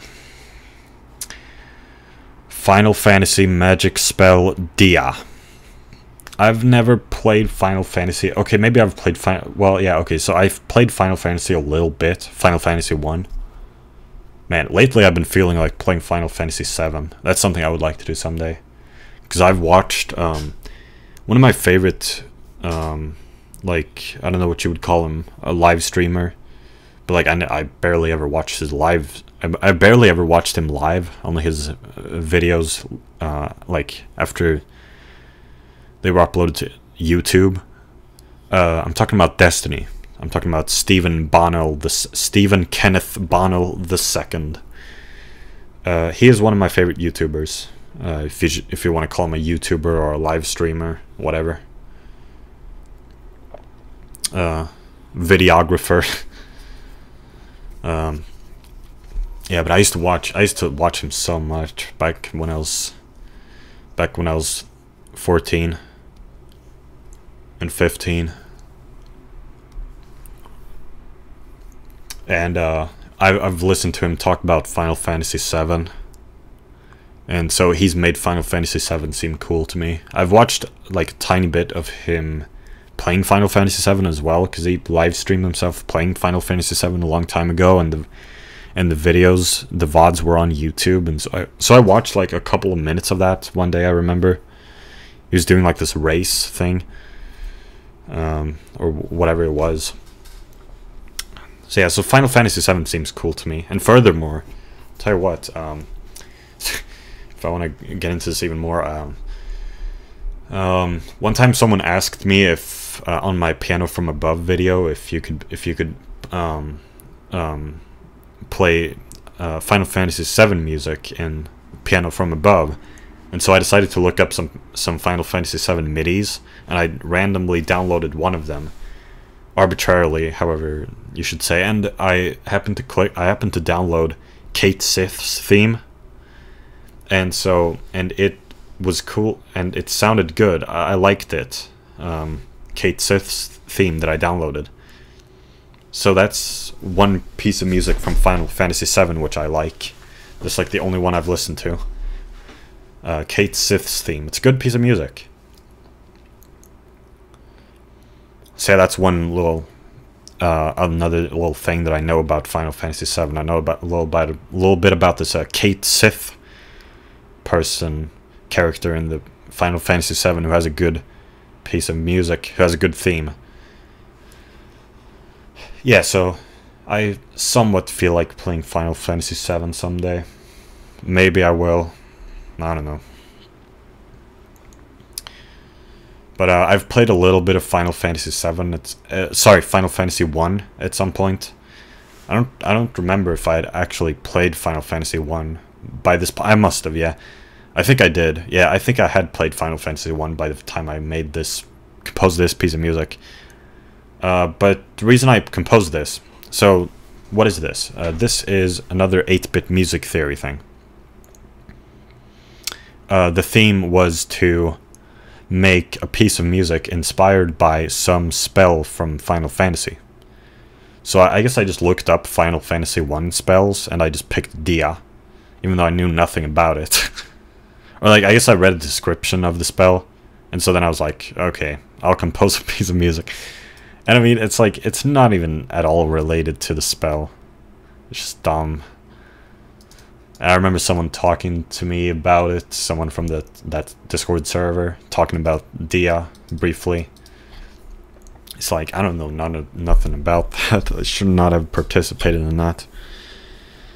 Ugh, I suck at making music. I can't make music based on Final Fantasy spells, especially when I haven't even played Final Fantasy barely. I don't know nothing about Dia. Silk Touch.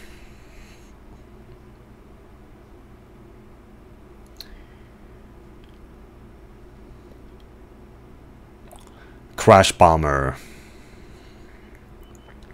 I mean, I guess Crash Bomber, so Crash Bomber is the weapon of Crashman. Crashman is my favorite robot master. And I guess like Crash Bomber, I guess Crash Bomber sounds like, I don't know, how would you say, like energetic to me or something. And so I guess the piece of music kind of reflects that. Or, I don't know.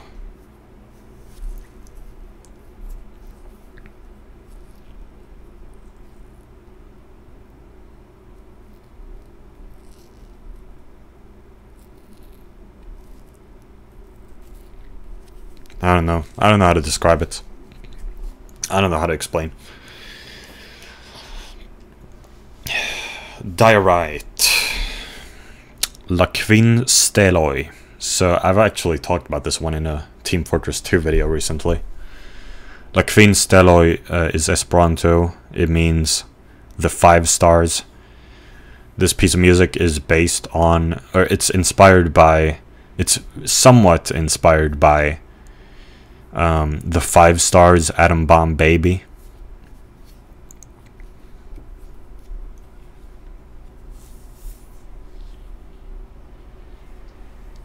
Just a little bit. Barely. But that's like what I had in mind. That was like what I was thinking about anyway when I was making this. So it's slightly similar.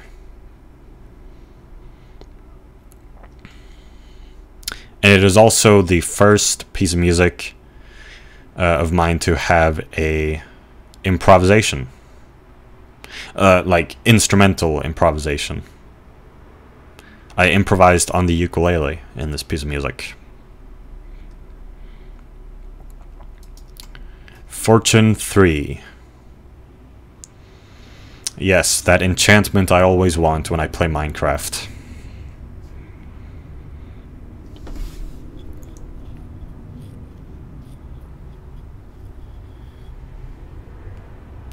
Smite.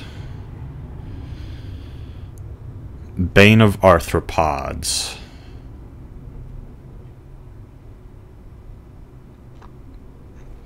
Varia.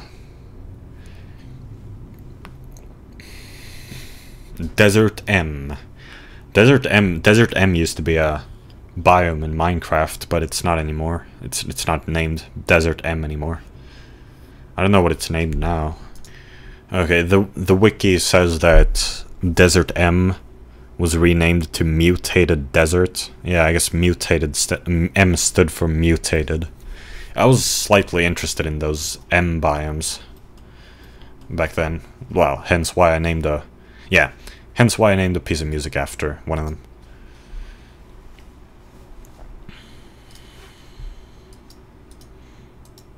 I don't know, I just like the sound of an M biome. Yeah, it's just a little bit interested in that. KFC 7864. KFC 7913. Yes, I used to be quite the KFC fan. I speak in past tense because I'm now a vegan, so I can't eat KFC no more. Unless they have something vegan, maybe they do. Or, I mean, I've heard that in some I don't know, in my country, though, I don't know about that. But anyway, these are just, like, receipts we got from KFC. These two numbers are just receipts. They were on receipts. 7864 and 7913. So yeah, just decided to name two pieces of music after those receipts.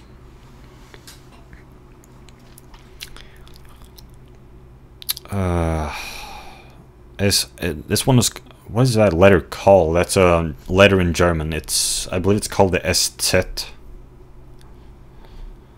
Let me look it up.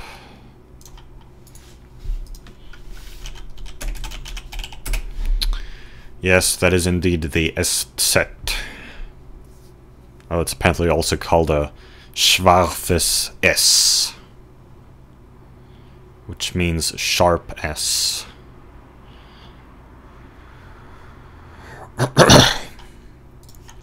Yeah, just felt like naming a piece of music SZ underscore SZ. Pecten Novae Zelandiae. That is a type of clam. That is a species of clam. Pomum granatum. The Latin name for pomegranate.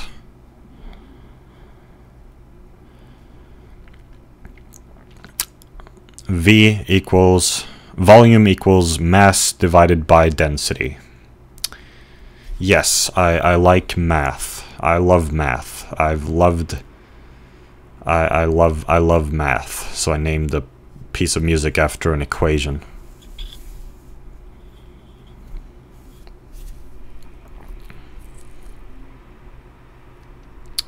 Oh, and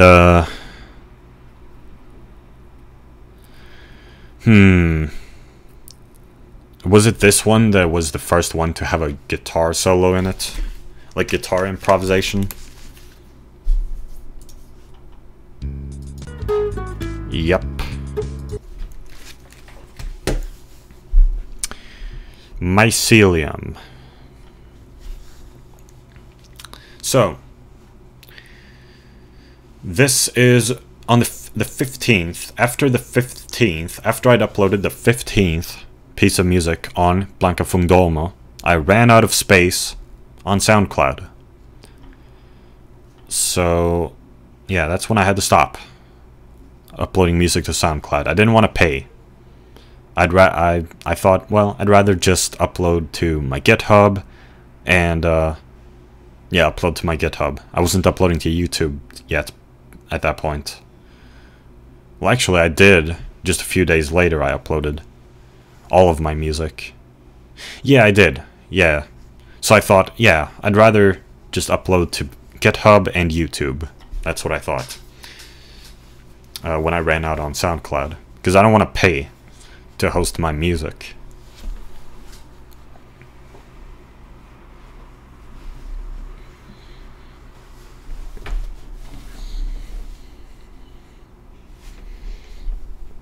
So still on my SoundCloud, only 15 out of 17 on this album are on SoundCloud.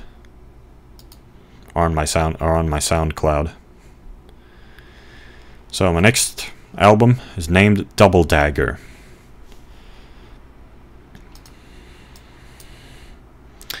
Double Dagger is a typographical, how do you say? It's a what do you call it? Like a letter? What would you call it?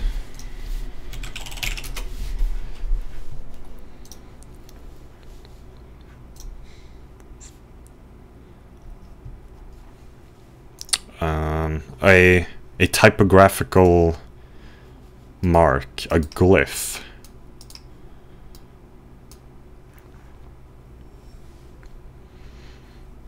Or a mark, a typographical mark, or a glyph, I guess you would call it. Yeah, that I found kind of interesting. The dagger, and then I saw that there was a double dagger, so I named my next album Double Dagger, and so I put a double dagger on this. I don't know what you would call this color, purple. I don't know how you would call it more specifically. Yeah.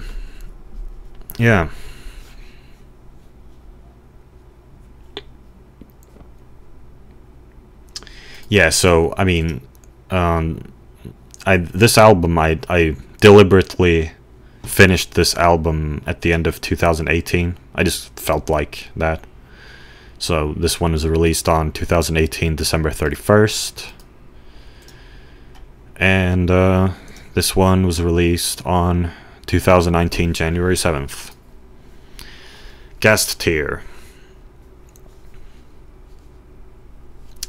Chain Chomplets Unchained.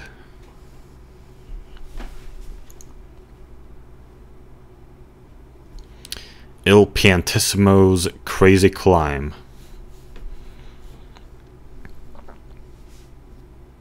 This was my first time using a clave rhythm, which 8-Bit Music Theory talked about in his video about I don't even remember. Did he make a video specifically about the Super Mario Land 2 soundtrack? I guess he did. And that's where he talked about like a clave rhythm. And so I was like, that's cool. I want to use that in my music.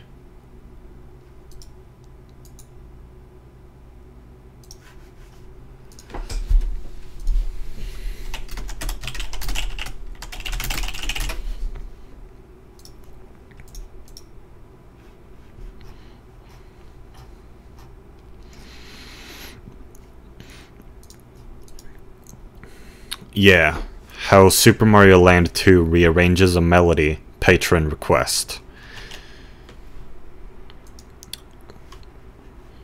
In that video, 8-Bit Music Theory, yeah, describes a clave rhythm, and I still am not really sure what that means. Like a clave rhythm, apparently it's just something in like freaking Afro-Cuban music or something. I don't know, man. It's I'm not good at this stuff. I'm not so knowledgeable. I'm so uneducated.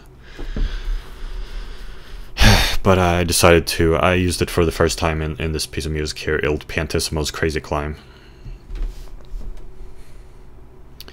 The Goopy Inferno. Yeah, so I just decided, yeah, so this is when yeah, these are the names of the missions in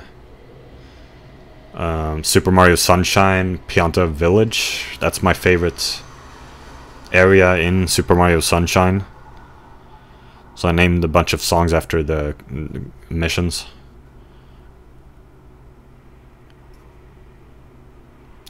So, like, I should probably give these a listen, so I remember, so I don't forget anything about that I could say about them.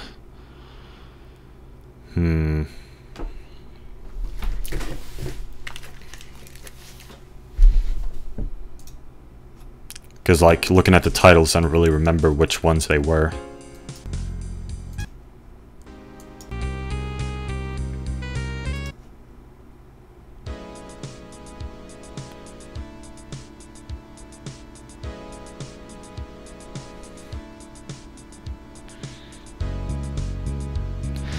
Yeah, so I believe I actually came up with, like, the idea for this, the main idea for this one, like, in GarageBand. I first composed, like, that, I guess, like, that chord progression and bass melody in GarageBand at first.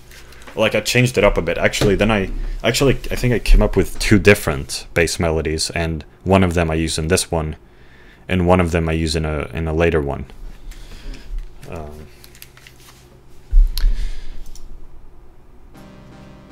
Piantas in Need. Yeah, so this one is based quite heavily on, like, the structure of this one is, like, pretty much identical to Green Day Pulling Teeth, but with my own chords and melody. But, like, the structure is the same. And tempo, probably. I think, probably, I don't know. Yeah.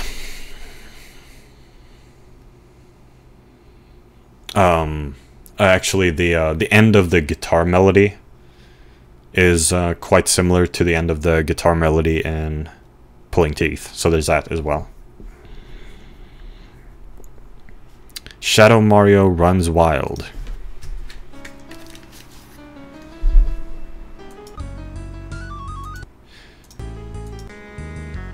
Yeah, so this bass melody, like in the chorus of this piece of music, you could say, that's one of the ones that I came up with at the same time as the one there earlier that I was talking about. Yeah, I mean, it's the same chord progression, two different bass melodies. I believe I came up with those in GarageBand. But anyway, Shadow Mario Runs Wild, man, I don't understand why my music sucks so much. I don't understand it, man. I can't make music, man. All my music sounds the same. I don't know why my music sounds so same, like so similar. And I guess I do understand it. I guess what I'm confused about the most is, like, how people describe my music as being so different from other people's music, when to me it feels like I'm doing the same thing as everyone else. Like, I don't understand what's so different and so different about my music, and not different in a good way.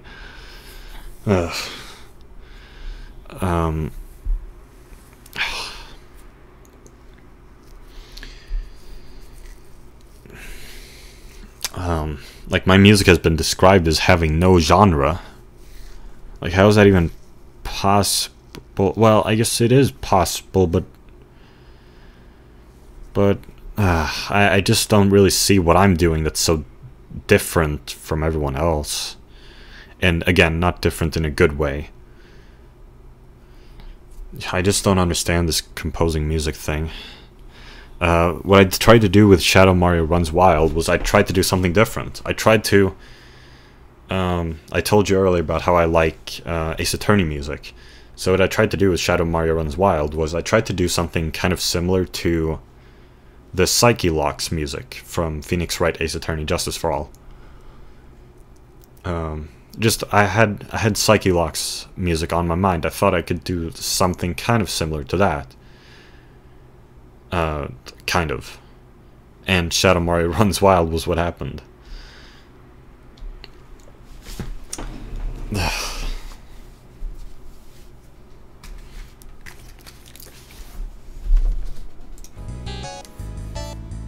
But I mean, it doesn't really end up all that different. I don't understand this composing music thing. I don't understand why, just how people do it.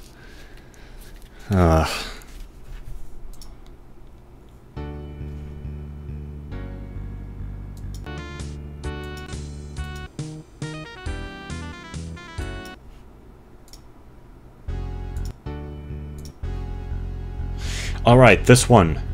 Red Coin Chucksters.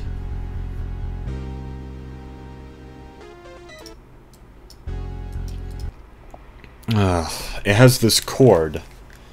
I don't even remember what it was. I think it's a C sus4 chord over F. I think that's the chord.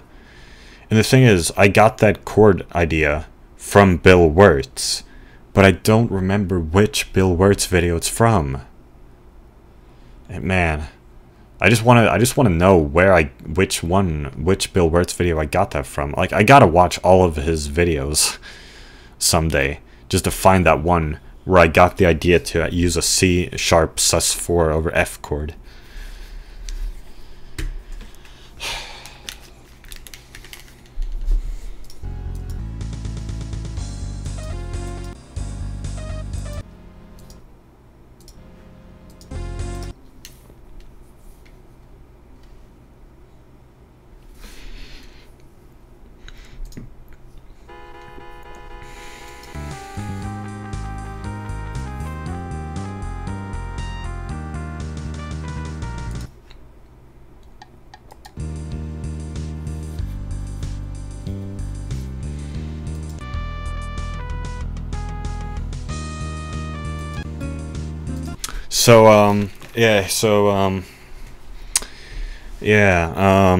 Here we have Los Pingüinos. That's Spanish, means the penguins. I just found it cool how, so I was learning Spanish at the time, and I found it cool how, well, we were never actually taught this in Spanish class. I just kind of like saw it on my own, discovered it on my own, that the U with the dots over it, it's a letter in Spanish. Like it's, you know, like GUI would normally in Spanish be pronounced GUI, but when there's two dots over the U, it's GUI. So I found that cool, that that letter is in Spanish.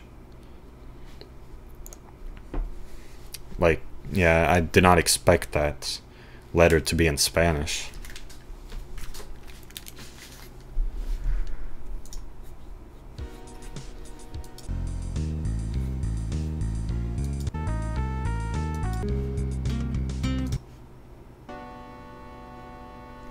All right, copyright.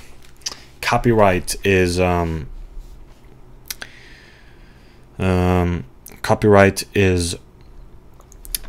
reason I named it that was that at the time I was I guess you could say I was rewatching. I don't think it was the first time I watched it. No. Well, there's this person named Nina Paley, isn't that her name? Who is anti-copyright law. So I listened to her TEDx talk. I think I'd watched it before. Maybe, at least some of her stuff. Like, yeah. So and by the way, I suppose I do agree with her that copyright law is bad, I guess. But anyway, that's why I named the piece of music Copyright anyway. It's because I was, yeah, watching Nina Paley at the time that I made this.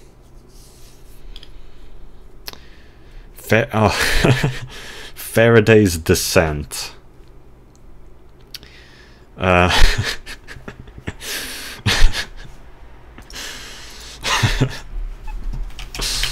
Guess I shouldn't be laughing.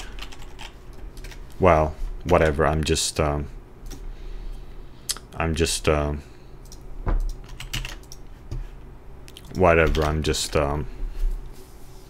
I guess people would say I'm socially untactful or whatever.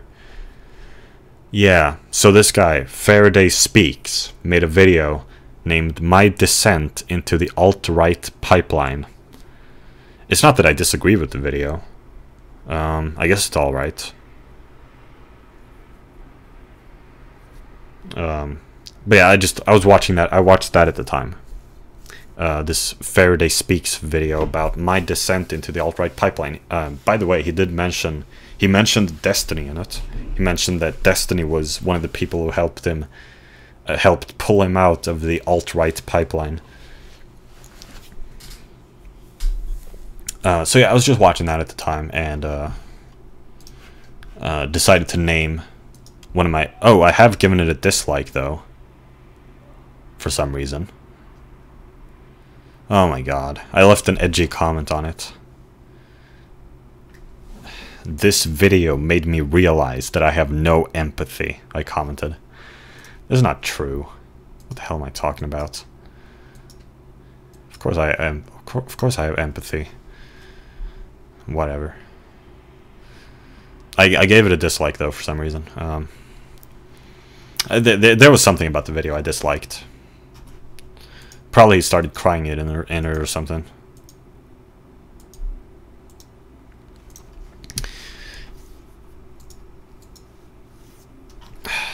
For some reason, my comment got 2 likes, though. Weird.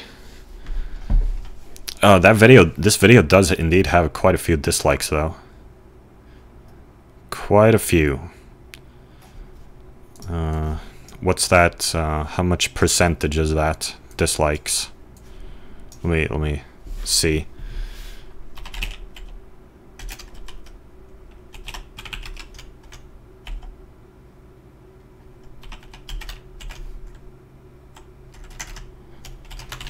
That's yeah, that's quite a few dislikes the video got for some reason. Yeah, that's 16% dislikes. He's wearing a Gorillaz shirt.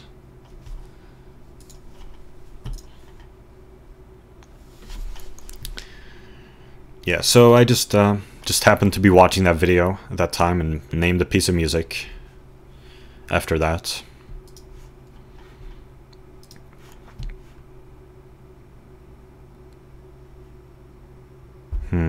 Pussycat Episteme. So stupid. Such a stupid title. Like, look at that. Look at all this. Look at those weird, like, things over the letters. I don't even know what that means. This is ancient Greek, I believe. Yeah. If I had to name a piece of music after this, I should have just left those things out, considering I don't even know what those mean.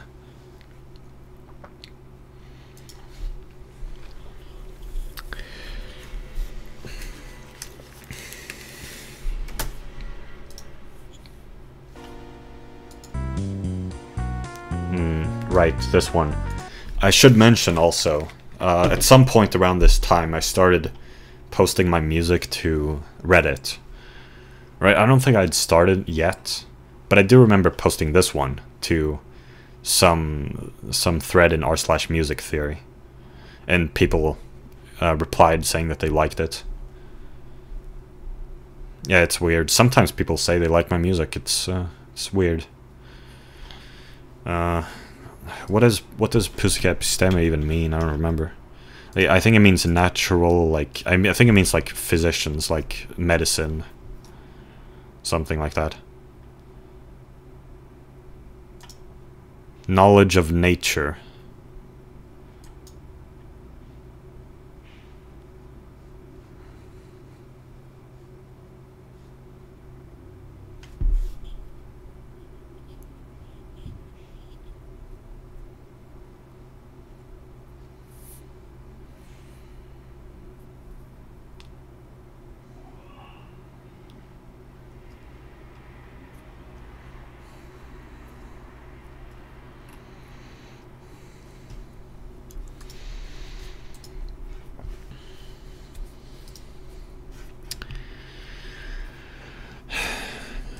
Alright, Fendus fails physics.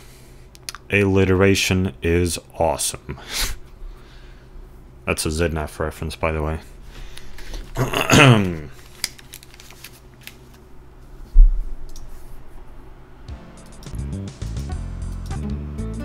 Yeah, so I actually did fail a physics test in the 8th grade. In 8th grade, I failed a physics test, yeah. I got to redo it and get an E on it. Yeah, so I mean, I did indeed end up graduating Swedish primary school. Didn't I get a better grade in physics than E? I think I got a C. maybe. Right now I'm failing high school though.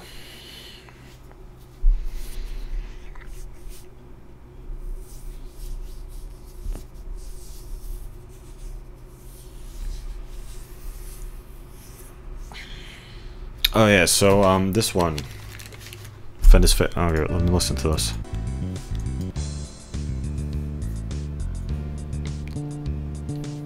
Yeah. Yeah. This one, the chord progression on this one is copied from... Jeez, I've copied chord progressions quite often though. So I don't know if I want to mention every time it happens. I'm probably going to forget to. But this one is copied from... I don't even remember what it's called anymore. It's a piece of music from Castlevania that I like.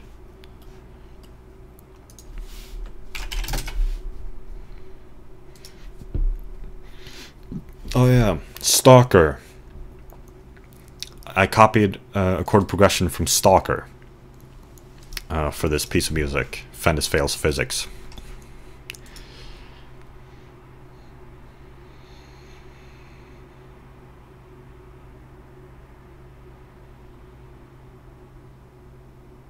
I believe, if I remember correctly. I think I did. Alright, Dagger. So yeah, I made an album named Double Dagger. Next I make an album named Dagger. And not only does the album cover... So the album cover has this white dagger. And it also, as its background, this is a photo of... Ocarina of The Legend of Zelda Ocarina of Time on my Wii U. So like it's on the TV, so it looks like this. So you can see Link's sword here, so that's kind of like a dagger, you know. Is it like a dagger? Sword, dagger, it's similar, you know. Yeah. I hate Ocarina of Time. I hate it so much. I hate that game. Frick, I wish I loved Ocarina of Time. I especially wish I loved Majora's Mask. You know, I wish I could just play through Ocarina of Time so that I could then play Majora's Mask. And I would just wish I loved Majora's Mask. I want to love Majora's Mask. I really do. But I can't. I just can't. I wish I loved Majora's Mask. But I don't. I just can't. I just can't. Frickin' frick.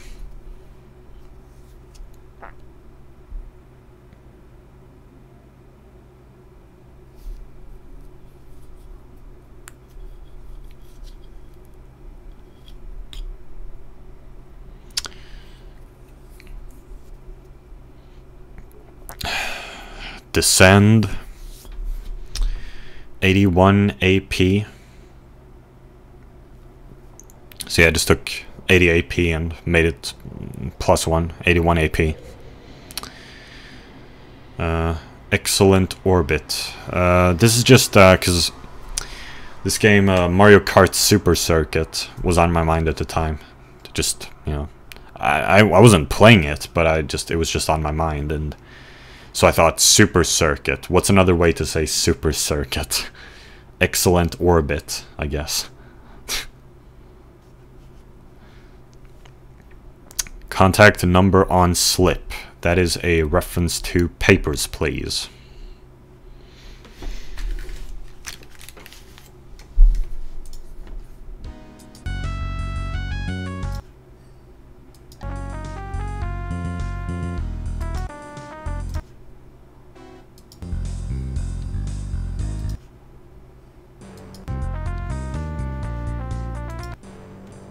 Oh yeah, so this is when I started. I didn't have an electric guitar at the time, so what I did to do make a distorted guitar sound, I got this idea from a video I watched. It was like a funny video on YouTube of someone playing an acoustic guitar, but like their audio setup is so bad that it's really loud, like so it sounds all distorted when she plays the acoustic guitar. So I decided to do the same thing. I played the acoustic guitar, and then I just raised the gain by a lot, so that it would sound distorted, like an electric guitar, you know, like distorted guitar. Yeah, it would sound distorted. Yeah. So I did that at the start of some pieces of music on this album, just like to introduce the chord progression. In just power chords, in fifth chords.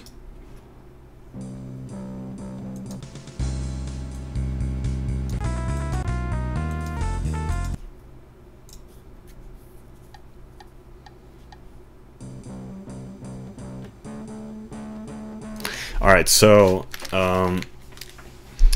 okay, and first of all, okay, Wikipedia, that's just... Oh yeah, that's actually a reference to Jello Apocalypse, his video about welcome to fanfiction.net and Wattpad. In that, one of the characters in that video says, look it up on Wikipedia, and I find that funny, so I still call Wikipedia Wikipedia to this day. Delfino Plaza 1, that is a reference... Okay, so, I've kind of forgotten at this point. So I don't know if I can tell this exactly right. I could look it up, but I'd rather not.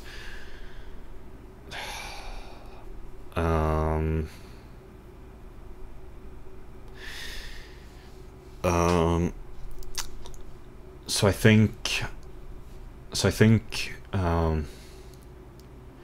So I was on r/music theory, and so there was this thread about, I guess, like underrated chord progressions or something. So people were posting chord progressions, and I decided to use one of them for one of my own pieces of music, this one.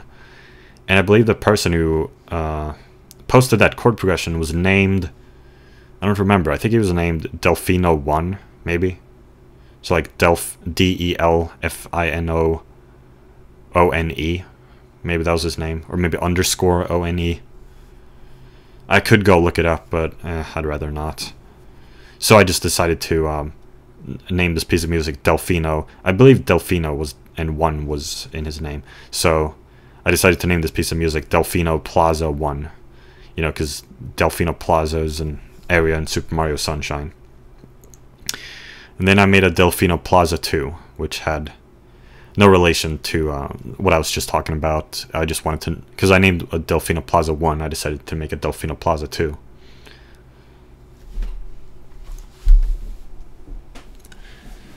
Shine Sprite, again, more Super Mario Sunshine.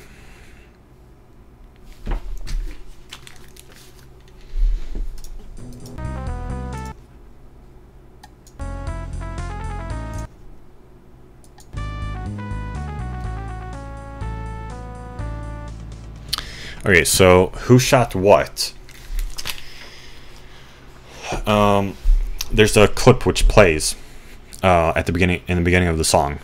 It is a sample of a Nintendo Capri Sun video. It's one of his Let's Play Apollo Justice Ace Attorney videos.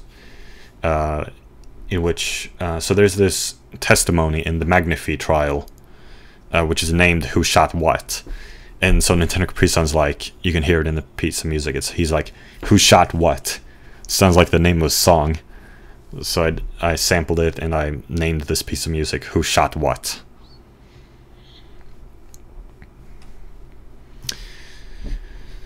Non-linear. I guess this is just like, I guess this is just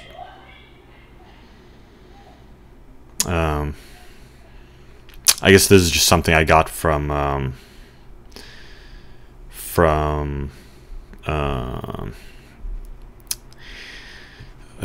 Barry Kramer. Barry Kramer's video on Super Mario Galaxy is kind of what introduced me to that concept in game design of like linear versus non-linear. And I guess that's why I named this piece of music non-linear.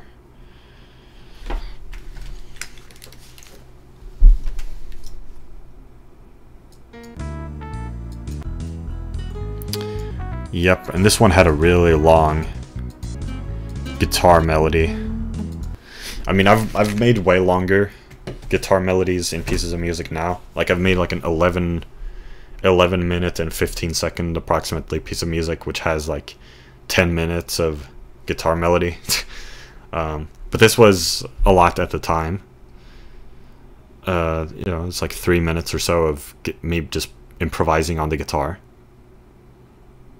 Yeah, I meant to say guitar improvisation, not exactly guitar melody. Although it is melody, but improvised. To be more specific.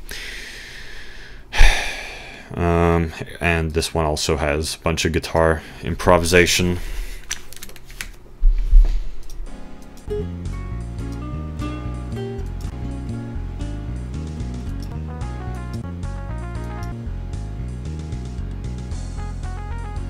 Oh, by the way, I should mention, or I guess it's too late now. I don't even know when I started with it, but I decided to do this like, at some point I started doing this, using this rhythm for the drums, which is like jazzy, kind of, I guess, like, it's jazzy, it's swing rhythm, it's like,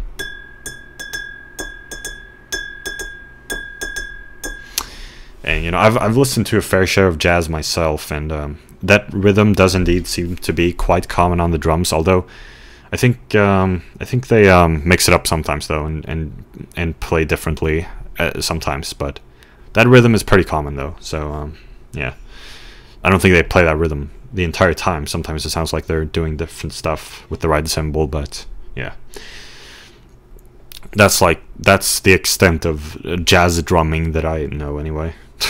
Well, okay, I know a bit more. That I mean, they also like play differently with the snare drum. Like, they improvise pretty much when they play the drums. That they improvise when they play the snare drum, which I never bothered to do, especially not in Anvil Studio. Although I have done that one time, where I like randomized where the where the snare drum would be, and then I just copy and pasted that. I'll get to that later. But yeah, so yeah. I was just gonna say that this sounds kind of jazzy. Yeah. Well, yeah, this is jazz, you could say. Yeah. That is what I was going for at this point, wasn't it? Jazz.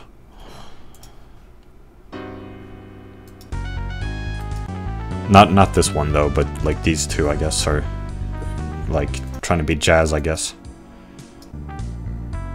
Okay, not so much this one, I guess, but this one. Heterochromia Iridum.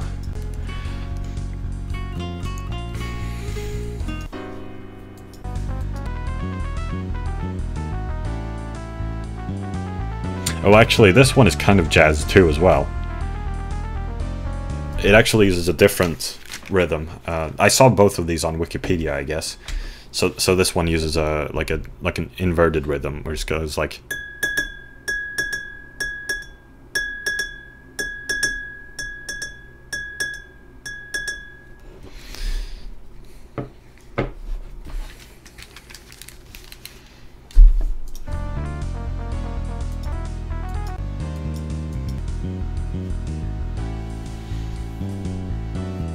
Yeah, so this is jazzy. I'm trying to do jazz here as well, yeah. Indeed. Which brings us to the next album. Triple Dagger. Triple Dagger. Rarer than Double Dagger and Dagger, but yeah. So here's a Triple Dagger. I believe this is a picture of a triple dagger I found that was yellow, and then I just changed it in Photoshop so it would be red.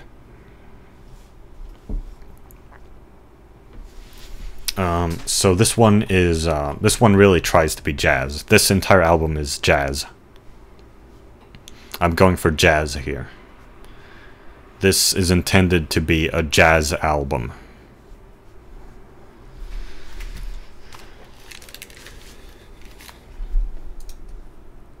Okay, and yeah, so by this point, I had started posting my music to Reddit.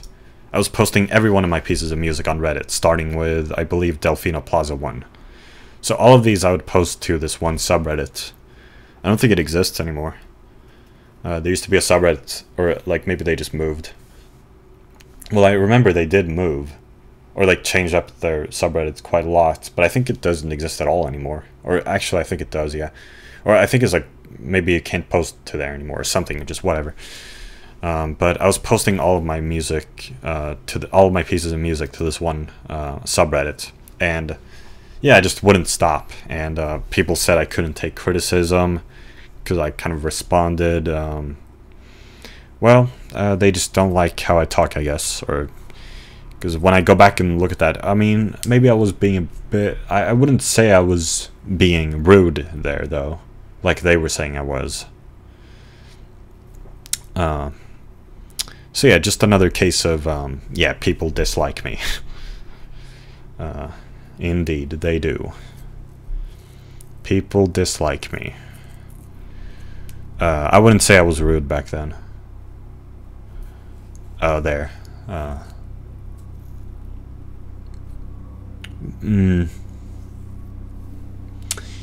I don't think so. But yeah, so I was posting every one of my pieces of music there. Not a great idea. I mean, it was fun. I liked hearing what people thought about my music, so I don't regret it. But I wasn't really there to take their advice. I was just there to hear what they think about my music.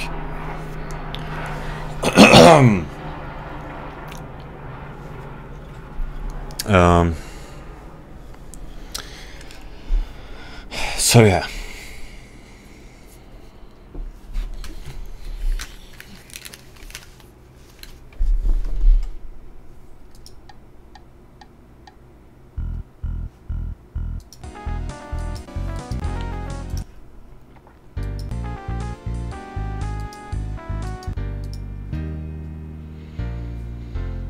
Actually, I think this melody, or sorry, this chord progression here, I think I got it from Reddit. Maybe. Maybe not. Well, maybe I did.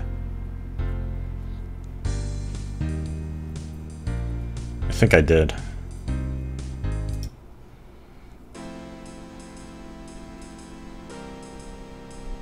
Here I tried using a different ride cymbal sound in Anvil Studio.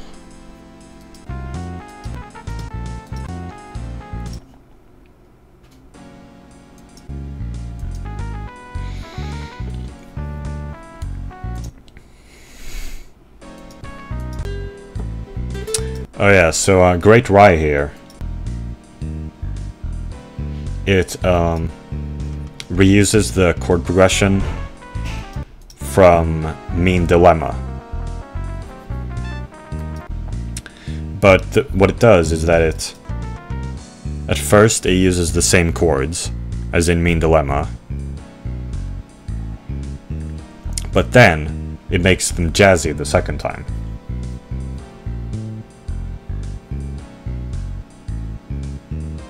Yeah. Here I made a crazy ride cymbal thing. A bunch of 128th notes.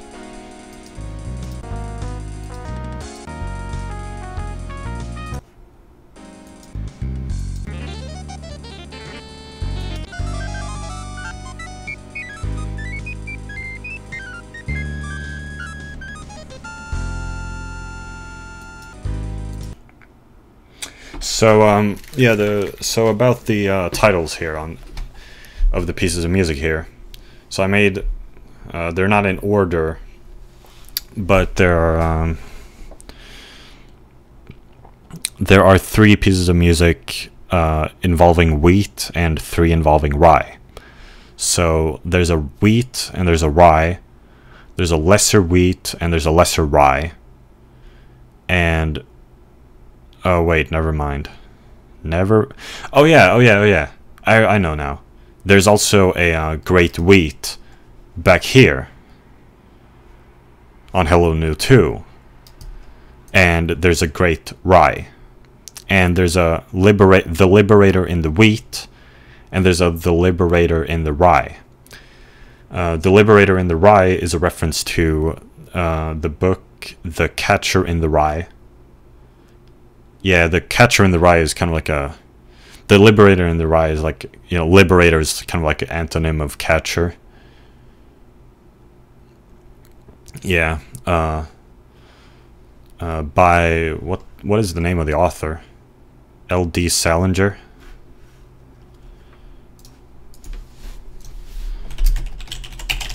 No, it's J.D. Salinger. I forgot. Jerome David Salinger. I read a little bit of that book back in the day when I was 13. I read like a pirated version. I read it pirated on my computer, like a few dozen pages, and then I stopped. I actually have that book.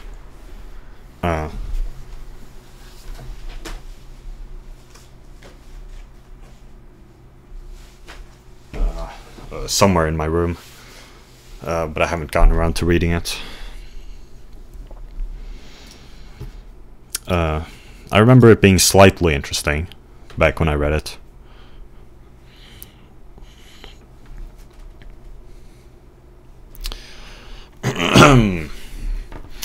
Romuald Zander.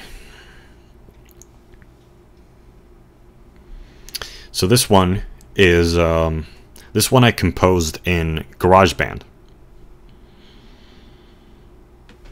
In fact, I might have composed it all of it at school.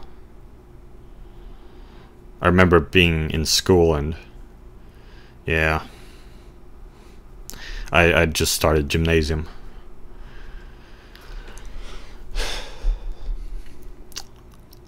The bass is way too loud on this one.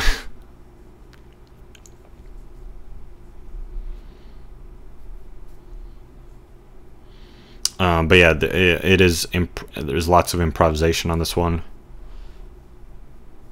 Well, yeah, the entire thing, yeah. Like the entire melody of like the keyboard or synth or whatever you call it. All right, so Nate River. I didn't realize. I don't think I realized it at the time. I must not have realized it. The significance. Like, this title actually makes sense, in a way, that I don't think I realized at the time.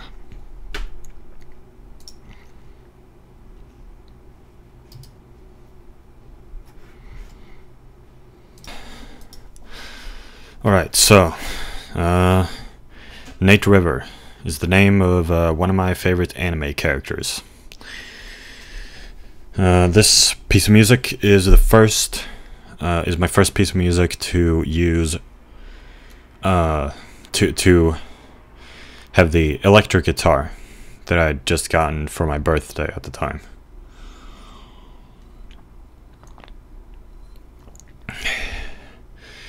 And the piece of music is somewhat inspired by Weezer Say It Ain't So. And what I later realized is that Nate River, you know, River is kind of like Rivers, which is kind of like Rivers Cuomo, you know, Rivers Cuomo in Weezer. So yeah, I didn't realize that when I titled it that.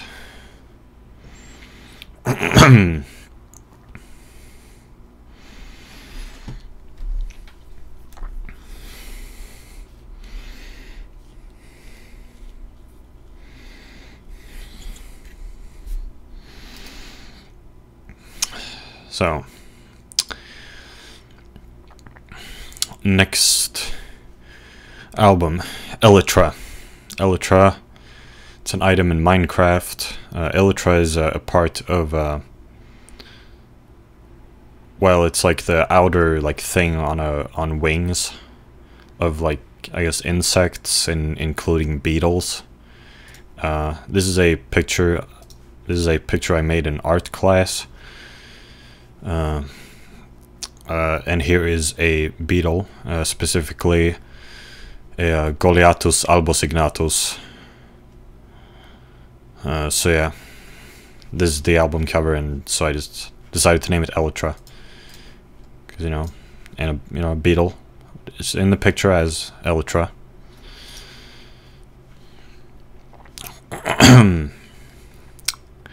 Near. N. Like I was saying, you know, these are the other names of that anime character I like. Sido, the name of a Shinigami in the same anime as Nier. Foretosu, the Japanese name of fortress, a Pokemon I like.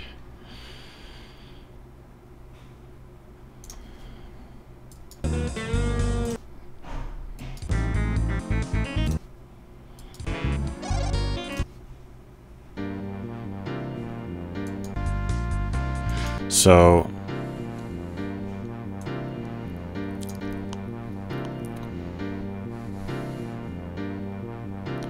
this piece of music right there, it uses a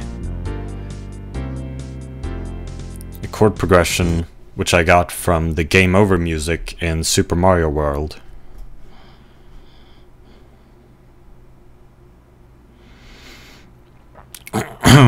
Ever Since is somewhat inspired by, it's inspired by Green Day 80. In fact, so much so that it got copyright claimed.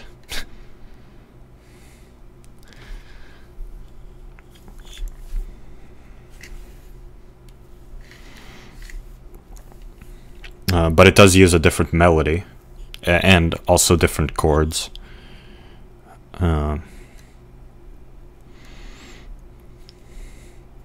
But it's somewhat similar to 80. Yeah. Oh yeah, Ever Since is so I used to think that the lyrics of 80 were anxiety has got me strung out ever since, but it's actually strung out and frustrated. So this title is, yeah, it's what I misheard it as, those lyrics as.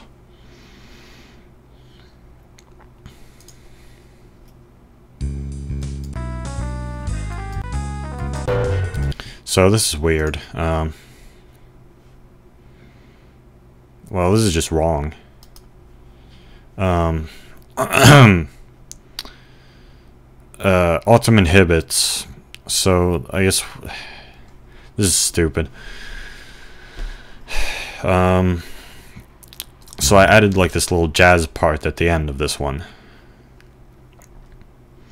And so I thought of this jazz, the title of this jazz piece of music that I'd heard of, and apparently I'd also listened to Ryo Fukui's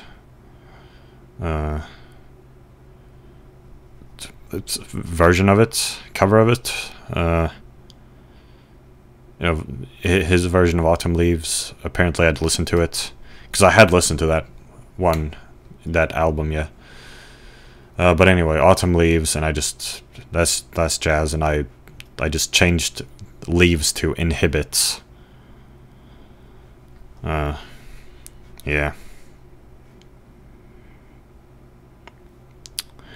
Open sandwich. Goliathus Albosignatus's dilemma. This is a reference to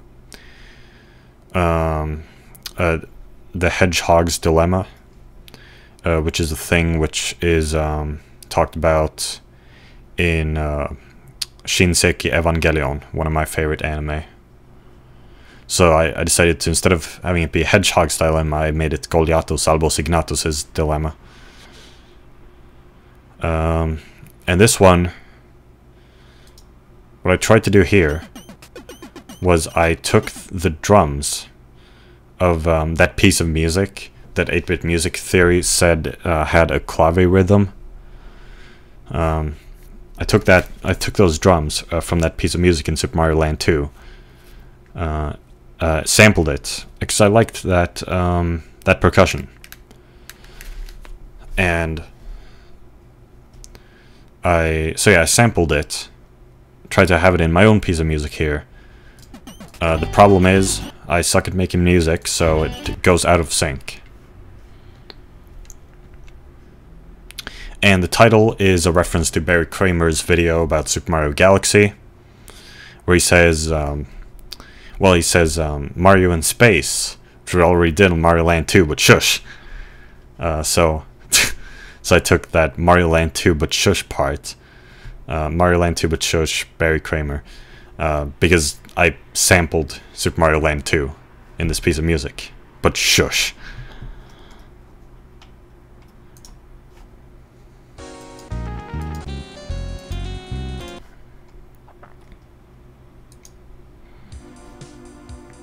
Yeah, here I did the Hedgehog's Dilemma thing.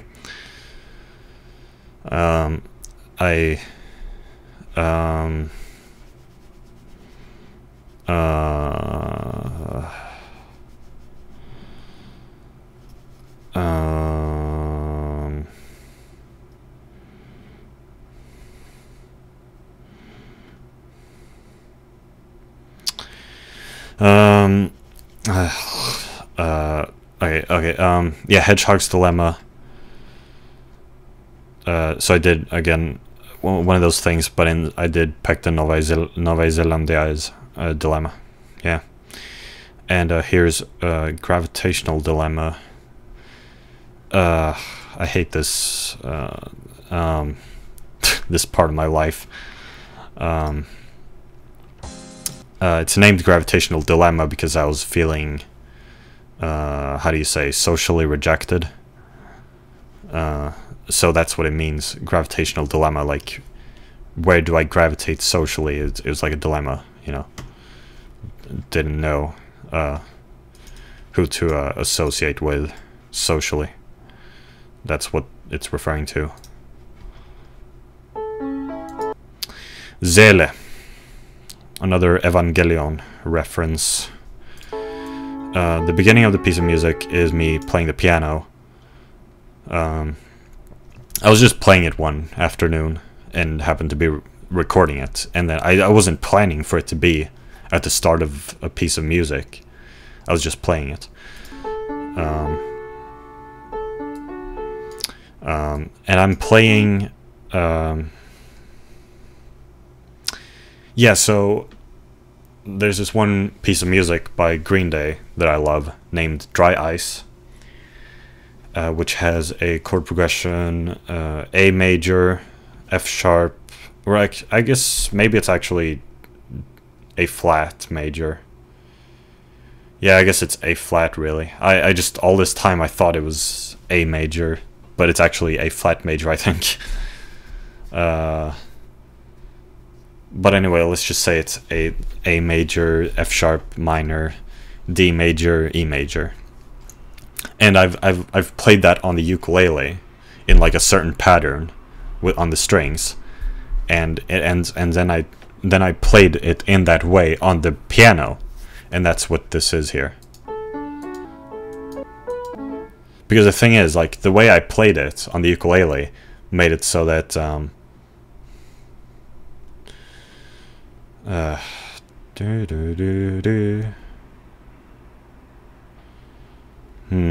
don't remember. I believe somehow, I don't even remember how, but like it ends up not being an E major chord. Instead you end up playing an E major add 11 chord.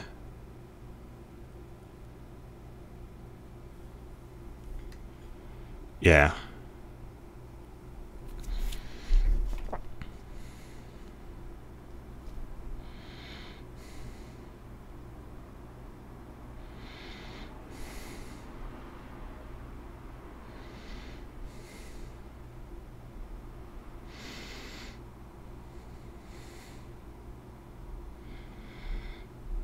I'm just trying to remember how that happens. I don't know. It's been so long since I played the ukulele.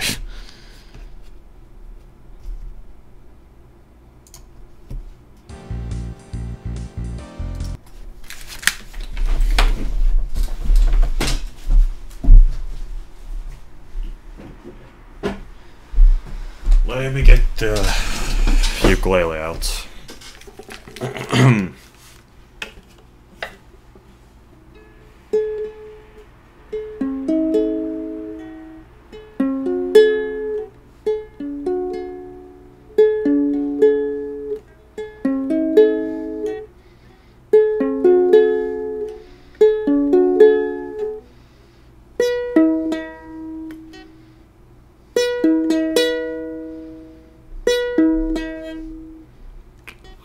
What?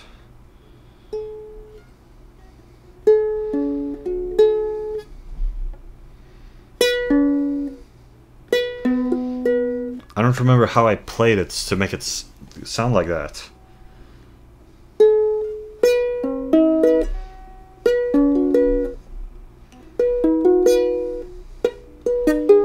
I don't remember.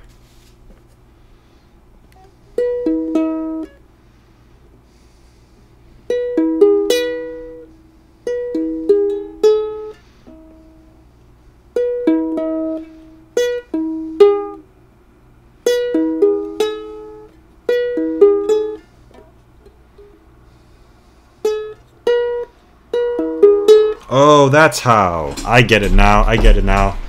Okay. I get it now. That's how you do it. Okay, so you just move the D major chord up 2 frets. Yeah, so then it's a E major at 11 chord. Yeah, so that's how it happens.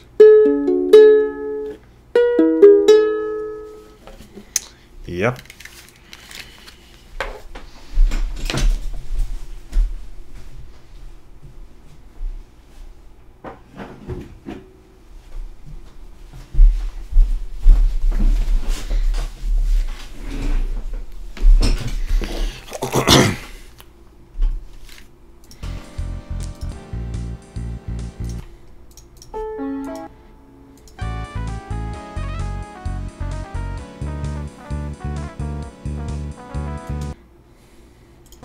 Well, okay, actually, the chord progression goes A major, F sharp minor, D major, D major, A sharp, A major, F sharp minor, D major, E major. Yeah, to be more exact, to be more precise.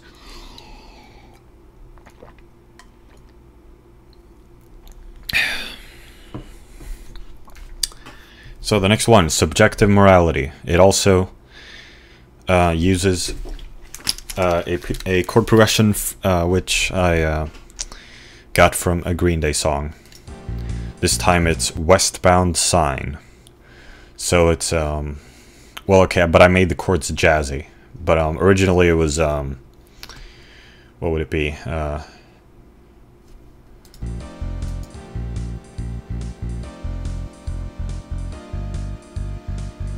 I guess B major, F major. B flat major, F major, G minor, E flat major. Yeah. All right.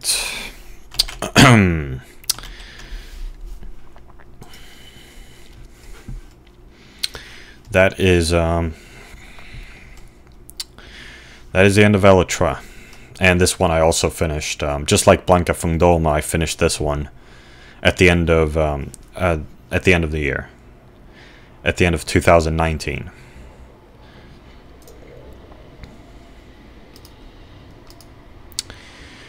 So I've been recording for quite a while now, so I'm gonna stop now.